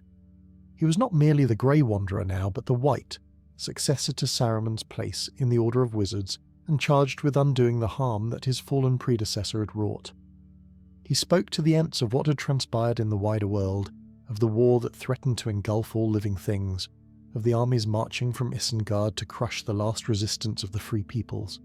And he spoke too of what Saruman had done to their beloved forest, the trees felled without mercy to feed his furnaces, the poison poured into their streams, the orcs that hunted through their glades with axes gleaming and malice in their hearts. The Ents listened, their great eyes growing darker with each new revelation. They had known some of this, of course, had felt the pain of their murdered kin and heard the screams of trees torn from the earth before their time. But they had not understood the full scope of Saruman's treachery, had not realised that his ambitions extended far beyond the borders of Fangorn to encompass the entire world. Now, hearing Gandalf's account of what the White Wizard had become, a cold fury began to build within their ancient hearts. Treebeard spoke for them all, his voice carrying the weight of countless centuries. He declared that the Ents had been patient too long, had watched and waited while evil flourished unchecked upon their very doorstep. The time for patience had ended. The time for action had come at last. They would march upon Isengard, would tear down the walls that Saruman had raised, and cast down the tower from which he spread his corruption. Let the traitor wizard see what it meant to rouse the wrath of the shepherds of trees, powers older than his order and closer to the heart of the world than any wizard could comprehend. The march of the Ents was a thing of terrible beauty. They moved through the forest like a living tide, their great strides covering ground that would have taken men days to cross in mere hours. Smaller trees parted before them, bending their branches in salute to the shepherds who had tended them since the world was young. Animals fled from their path, sensing the power and fury that drove them forward. And above it all, the voice of Treebeard rang out in song, ancient verses that called upon the earth itself to rise against those who had violated its sanctity. Gandalf rode with them for a time, his white robes a bright contrast against the living green of his companions. But as they neared the borders of Fangorn and the plains that stretched toward the Isengard, he knew that his path must diverge once more. The Ents would accomplish their task without his guidance, their anger a flame that needed no tending to burn hot and true. His place was at Helm's Deep, where the fate of Rohan would be decided in the clash of arms and the courage of mortal hearts. He took his leave of Treebeard with words of encouragement and gratitude, promising that their alliance would not be forgotten when the war was won. The old Ent bowed his great head in acknowledgement, his eyes glittering with a light that spoke of ancient power finally unleashed. Then Gandalf turned Shadowfax toward the south, and rode like the wind itself toward the fortress where his friends awaited the coming storm. The journey took him through the night, across plains lit only by starlight and the distant glow of fires that marked the path of Saruman's advancing army. He saw them from a distance, the vast host that marched to destroy Rohan, and his heart grew heavy at the sight. 10,000 orcs and more, bred in the pits beneath Orthanc for this single purpose, armed with weapons forged in fires fed by the flesh of murdered trees. With them came the Dunlendings, wild men whose hatred of Rohan stretched back generations and who had eagerly accepted Saruman's promise of plunder and revenge. And at their head marched creatures that seemed neither orc nor man but something in between, great hulking warriors whose eyes burned with intelligence and whose strength exceeded that of any natural being. Yet even as he assessed the enemy's strength, Gandalf felt hope rather than despair kindle in his breast. He had seen armies as great as this one broken against walls far weaker than those of Helm's Deep. He had witnessed courage triumph over numbers countless times in his long wandering through Middle-earth, and he knew something that the orcs and their masters did not. Dawn would bring more than mere light to the defenders of that ancient fortress. Dawn would bring deliverance, if only they could hold through the long night that awaited them. He reached Helm's Deep as the first stars began to fade from the eastern sky, riding through the gates just as the defenders prepared to seal them against the approaching host. The fortress was a hive of activity, warriors taking their positions upon the walls, while women and children huddled in the caves behind. their faces pale with fear but their hearts sustained by the knowledge that their men stood between them and destruction. Theoden was upon the battlements, his armour catching the last light of the setting moon, and he turned at the sound of Shadowfax's hooves with an expression of profound relief. Gandalf brought news of hope, he declared, though the night ahead would be dark indeed. Help was coming, allies that Saruman had never anticipated and could not hope to counter with all his fell sorcery. But they must hold until dawn, must weather whatever storm the enemy hurled against their walls, must not falter or break no matter how desperate the fighting became. Could they do this? Could the men of Rohan stand firm through the longest night of their lives?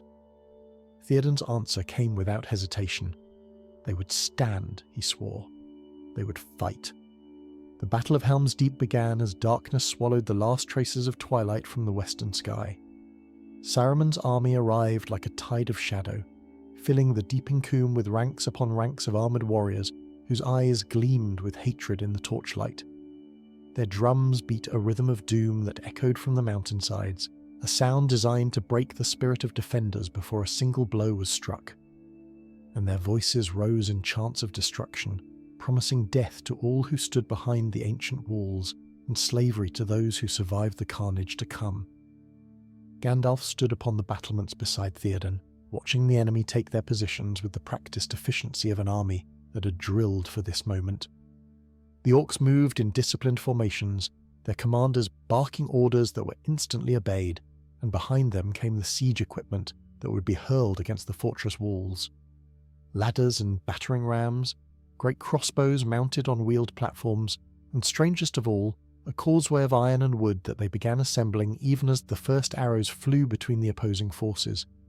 The wizard's presence was a beacon of hope to the defenders, his white robes visible even in the darkness, his staff blazing with light that pushed back the shadows. Men who had been trembling with fear found their courage renewed when they looked upon him, remembering the tales of his deeds that had circulated through Rohan since before their grandfathers were born. If Gandalf stood with them, they reasoned, then perhaps there was hope after all. Perhaps the dawn would bring something other than defeat and death. Yet Gandalf knew that his role in this battle would not be to stand upon the walls and fight beside the soldiers of Rohan. His power, great though it was, could not turn aside 10,000 enemies or shatter the war machines that even now were being prepared for their assault. What he could do, what only he could do, was ensure that help arrived when the defenders needed it most, and for that he would need to leave the fortress before the enemy's encirclement was complete. He found Aragorn in the armory, helping to distribute weapons to those who would man the walls through the long night ahead. The ranger had thrown himself into... He found Aragorn in the armory, helping to distribute weapons to those who would man the walls through the long night ahead. The ranger had thrown himself into the preparations with tireless energy, his experience in warfare proving invaluable in organising the defence. He had fought in many battles during his years of wandering, had seen fortresses hold against odds even greater than these, and he brought that knowledge to bear now in service of a people who were not his own, but whom he'd sworn to protect. Gandalf drew him aside and spoke quickly of what must be done. He would ride out through the postern gate before the orcs sealed off all avenues of escape, making for the hills to the north where Eomer waited with 2,000 riders. These were the men who had been scattered across the eastern marches when Theoden fell under Saruman's spell, warriors who had maintained their readiness even when their king seemed lost to despair. If they could be brought to Helm's Deep at the critical moment, the intensity of one upon whom much responsibility rested. He understood what Gandalf was asking of him, understood that the defence of Helm's Deep would fall upon his shoulders once the wizard departed. It was a burden he had not sought but would not refuse, for this was what he had been born to do. The blood of kings ran in his veins, the heritage of Númenor and the legacy of Elendil himself, and he would prove worthy of that inheritance or die in the attempt. They clasped hands one final time, wizard and ranger, two old friends who had walked many roads together and might never meet again. Then Gandalf was gone, slipping through the shadows toward the postern gate with Shadowfax following at his heels. The great horse had waited patiently through all the preparations, seeming to understand that his moment was coming, and when Gandalf mounted and gave him his head, he leapt forward with a speed that left the startled guards gaping in wonder. Out through the gate they flew, into the narrow gorge that wound behind the fortress, and up toward the mountain passes. The orcs had not yet sealed this route. Their attention focused upon the main gates and the walls they intended to storm. Gandalf and Shadowfax passed like ghosts through the darkness, unseen and unsuspected, leaving behind them a fortress that now stood alone against the gathering storm. The battle proper began within the hour. The first assault came against the walls themselves, waves of orcs carrying ladders that they flung against the stonework, while their archers sent clouds of arrows screaming overhead. The defenders met them with courage born of desperation, hurling down the ladders and slaying any who managed to reach the battlements. Blood flowed freely in those early hours, staining the ancient stones with testament to the fury of the combat. Aragorn was everywhere at once, it seemed, his sword singing through the night air as he rallied the defenders and plugged gaps in the line wherever they appeared. Legolas stood beside him, his bow never still, each arrow finding an orc throat with deadly precision. And Gimli, the stout dwarf who had travelled so far from his mountain home, wielded his axe with terrible effect, counting each kill in a grim competition with his elven companion. They were 3, yet they fought with the strength of 30, and their example inspired all who witnessed it. The hours crawled past with agonizing slowness. Each moment seemed an eternity, each pause between assaults a precious respite that ended far too quickly. The orcs came in waves, fresh troops replacing those who had fallen, their numbers seemingly inexhaustible. The causeway they had built grew steadily closer to the main gate, and with it came a battering ram of black iron that would reduce even those mighty doors to splinters if it reached its target. Then came the moment that nearly broke the defence entirely. A great explosion shattered the wall beneath the causeway, a blast of fire and thunder that sent stones the size of wagons tumbling into the gorge below. Saruman's sorcery had provided his army with a weapon unknown in all the annals of warfare, a powder that detonated with the force of a lightning strike and could reduce the strongest fortification to rubble. Through the breach poured hundreds of orcs, their war cries echoing from the mountainsides as they sensed victory within their grasp. The fighting at the breach was the most desperate of the night. Men died in droves, their bodies forming barriers that their comrades used for cover as they struggled to hold back the tide. Aragorn and Gimli fought side by side, their weapons running red with orc blood, yet for every enemy they slew, 2 more seemed to take its place. The line buckled, wavered, and for a terrible moment it seemed that all was lost. But Theoden King was not yet ready to accept defeat. He called for a charge, a sally from the gates to relieve the pressure on the breach, and his remaining cavalry answered with a roar that shook the very stones of Helm's Deep. Out they rode, the king at their head, swords gleaming in the first grey light of approaching dawn. The orcs recoiled before this unexpected assault, their formations breaking as the horsemen crashed into their ranks with unstoppable momentum. It was in that moment, as the eastern sky began to lighten and hope flickered once more in exhausted hearts, that Gandalf fulfilled his promise. From the hills to the north came a sound that made every defender weep with joy and every orc quail with sudden fear. The horns of Rohan, 2,000 strong, announcing the arrival of Eomer and his riders, and at their head, visible even across the distance, rode a figure in white upon a silver horse, his staff blazing with light that seemed to rival the rising sun itself. The charge of Eomer's cavalry was the stroke that broke Saruman's army beyond any hope of recovery. They struck the enemy's flank like a hammer against an anvil, driving deep into formations that had not anticipated attack from this direction. Orcs who had been pressing forward moments before now found themselves fighting on 2 fronts, and their discipline crumbled under the pressure. Panic spread through their ranks like wildfire, and what had been an army became a mob fleeing in desperate disorder. Gandalf rode at the forefront of the charge, Shadowfax carrying him through the enemy ranks with unstoppable fury. His staff blazed with power that sent orcs tumbling to the ground wherever it struck, and his voice rose above the din of battle, speaking words that seemed to strengthen every heart that heard them. He was no longer merely a wizard, but an instrument of Providence itself, the embodiment of the hope that had sustained the defenders through the long night and now brought them victory with the coming of dawn.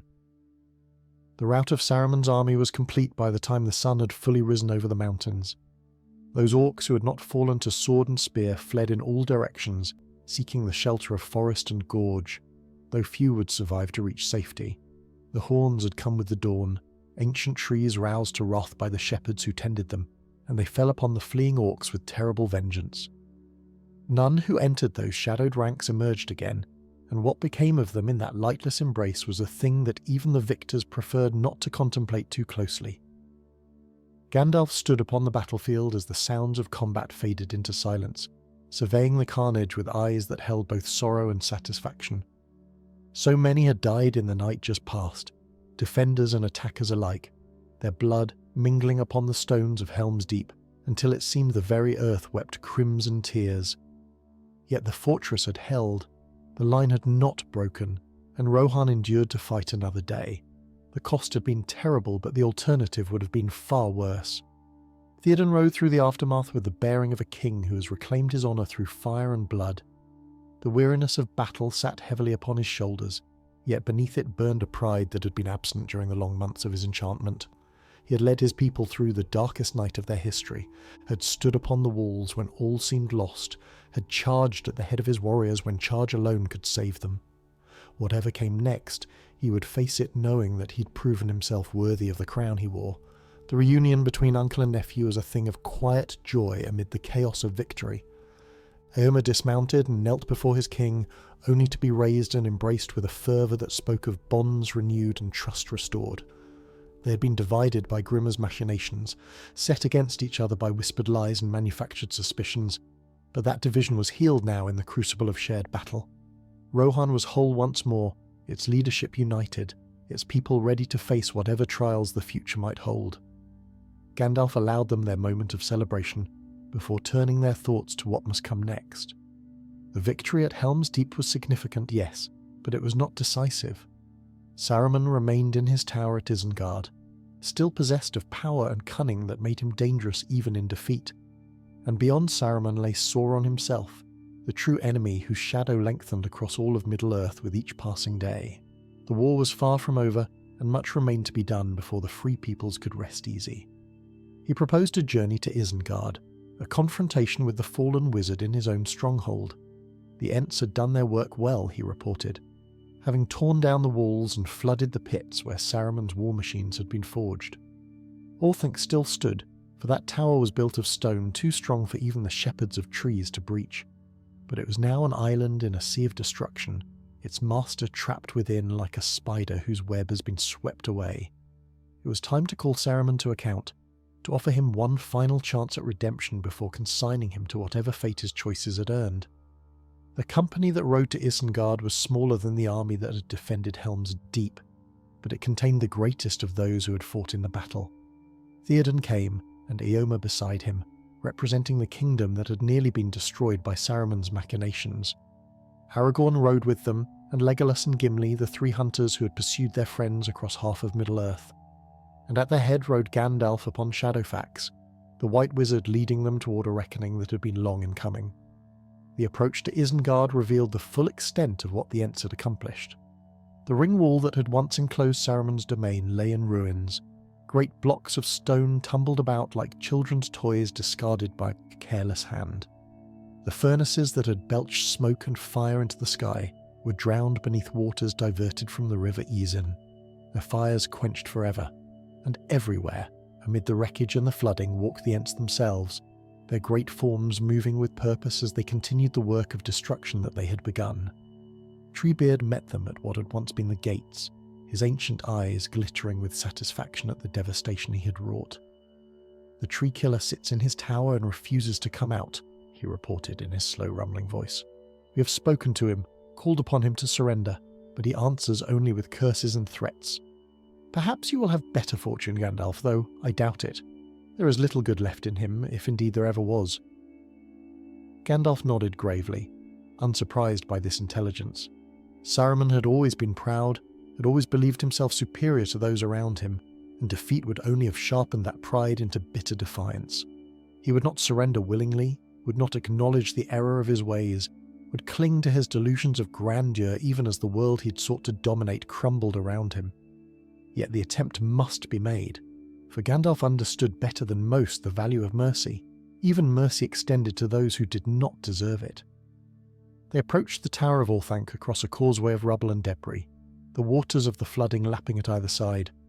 The tower rose before them like a fang of black iron, its surface smooth and unyielding, unmarked by the destruction that had consumed everything else within the ring. At its pinnacle, a figure appeared, white robes catching the afternoon light. A staff raised in a gesture that might have been greeting or threat. Saruman's voice rolled down from the heights like honey mixed white robes catching the afternoon light. A staff raised in a gesture that might have been greeting or threat. Saruman's voice rolled down from the heights like honey mixed with poison, sweet and seductive yet carrying undertones of malice that made the listeners shudder. He spoke of peace and reconciliation, of bygones forgiven and futures rebuilt in cooperation. He promised wisdom and guidance to those who would listen, offered alliances that would benefit all parties, painted pictures of a world restored to order under the gentle hand of those who truly understood how it should be governed. Many of those who heard him felt the power of his voice working upon their minds, planting seeds of doubt and desire that threatened to blossom into agreement.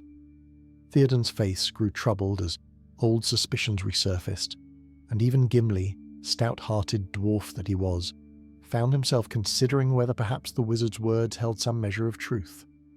Such was Saruman's art, honed over centuries of manipulation, his descent into corruption with sorrow that had long since curdled into resignation. He answered the fallen wizard with words that cut through the enchantment, like sunlight through fog, exposing the lies for what they were and the promises for the hollow deceptions they had always been.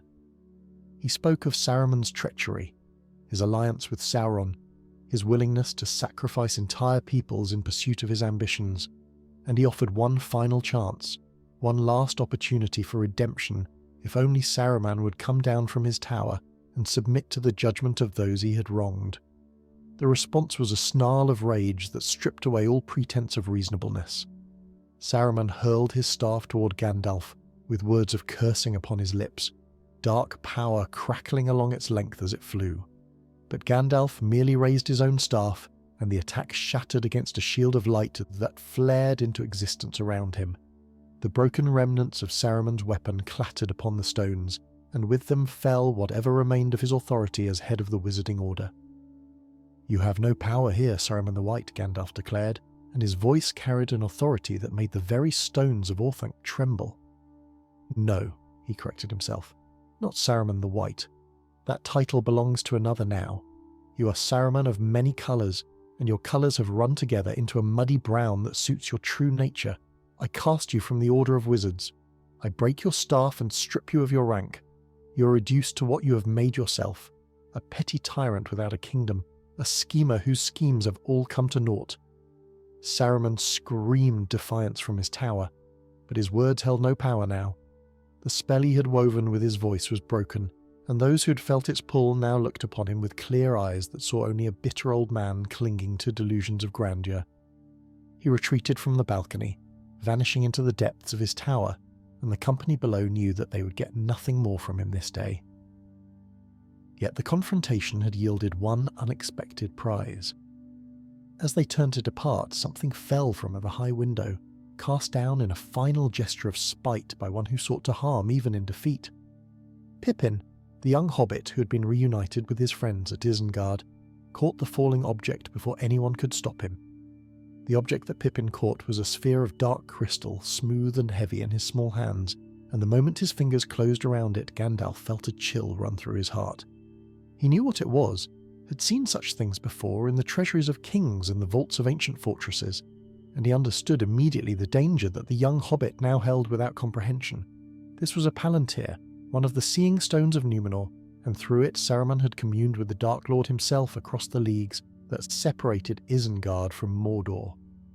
Gandalf moved with a speed that belied his aged appearance, snatching the stone from Pippin's grasp and wrapping it swiftly in the folds of his cloak. The hobbit protested, confused by the wizard's sudden urgency, but Gandalf silenced him with a look that brooked no argument. There would be time for explanations later, time to make Pippin understand what he had nearly done and what consequences might have followed. For now, the stone must be kept hidden, shielded from the gaze of any who might be tempted to look within its depths. The company departed Isengard with this unexpected prize, leaving Saruman to his imprisonment in the tower that had once been the seat of his power. Treebeard promised to maintain the watch, to ensure that the fallen wizard did not escape to work further mischief in the world. It was a task the old Ent accepted with grim satisfaction, for he had not forgotten the trees that had been murdered to fuel Saruman's ambitions, and he would not forget until the last of his kind had passed from Middle-earth. That night, as the company made camp upon the plains of Rohan, the danger of the Palantir revealed itself in the most terrible fashion. Pippin, unable to resist the curiosity that had always been his greatest weakness, crept to where Gandalf slept and stole the wrapped bundle from beside the wizard's head. He meant only to look, only to glimpse whatever wonders might be contained within the crystal depths, but the moment his eyes met the swirling darkness within the sphere, he was caught in a grip that he could not break. Gandalf awakened to find the hobbit rigid with terror, his hands locked around the Palantir as though fused to its surface, his eyes wide and staring into visions that no mortal mind should ever witness. The wizard acted without hesitation, tearing the stone from Pippin's grasp and casting his own power against whatever force held the hobbit in thrall. For a moment the two wills contended, Gandalf's light against a darkness that reached across hundreds of leagues from a throne of iron and flame. Then the connection broke and Pippin collapsed unconscious upon the ground. The implications of what had occurred were grave indeed. Sauron had looked through the Palantir, had seen a hobbit in the company of Gandalf, and would now believe that the ring-bearer had been captured and brought before his enemies. This mistake might work to their advantage, Gandalf realised, for it would draw the Dark Lord's attention away from the true ring-bearer, who even now made his slow way toward Mordor, through lands beset by peril. Yet it also meant that Pippin was in immediate danger, for Sauron would stop at nothing to recover what he believed was his prize. A plan formed in Gandalf's mind with the swiftness that had always characterised his thought in moments of crisis. He would take Pippin to Minas Tirith, the great city of Gondor that stood as the last bulwark against Mordor's power. There the hobbit would be safe, or as safe as anyone could be in a world where Sauron's shadow lengthened with each passing day. And there Gandalf could work to rally the strength of men for the final confrontation that he knew was coming, the battle that would determine the fate of Middle-earth for all ages to come. He departed before dawn, mounted upon Shadowfax with Pippin seated before him, leaving the others to make their way to Adorers at their own pace. The great horse ran through the night and the following day, eating up the leagues that separated Rohan from Gondor, with a speed that no other steed could match. They crossed the river at the Mering Stream, passed through the Druiden forest where wild men watched from the shadows, and came at last to the Pelennor fields that stretched before the walls of the White City. Minas Tirith rose before them like a mountain of stone, its 7 tiers climbing toward the sky in a display of architectural grandeur that had no equal in all of Middle-earth. The Tower of Ecthelion gleamed at its summit, white as snow in the afternoon light, a beacon of hope in a world that grew ever darker. Yet even here, Gandalf could sense the shadow that crept closer with each passing hour, the weight of dread that pressed upon the hearts of all who dwelt within those ancient walls. The steward of Gondor was Denethor, a man of proud lineage and powerful will, who had ruled in the king's stead for many long years. He received Gandalf with cold courtesy, for there was little love lost between them, and the wizard's reputation as a meddler in the affairs of kingdoms had preceded him. Yet even Denethor could not deny the value of Gandalf's counsel in such perilous times, and he listened with grudging attention as the wizard spoke of what must be done to prepare for the coming storm. The days that followed were filled with ceaseless activity. Gandalf moved through the city like a whirlwind, conferring with captains and councillors, inspecting defences and suggesting improvements, kindling hope in hearts that had grown cold with despair. He sent messages to distant allies, calling upon all who valued freedom to come to Gondor's aid before it was too late. And he watched the eastern sky, where the darkness of Mordor gathered like thunderclouds before a tempest, waiting for the blow that he knew must fall. Through it all, he carried with him the knowledge of what he had become and what he had been sent back to accomplish. The Grey Pilgrim was no more, transformed upon the peak of Ziraxagil into something greater and more powerful than he had ever been before.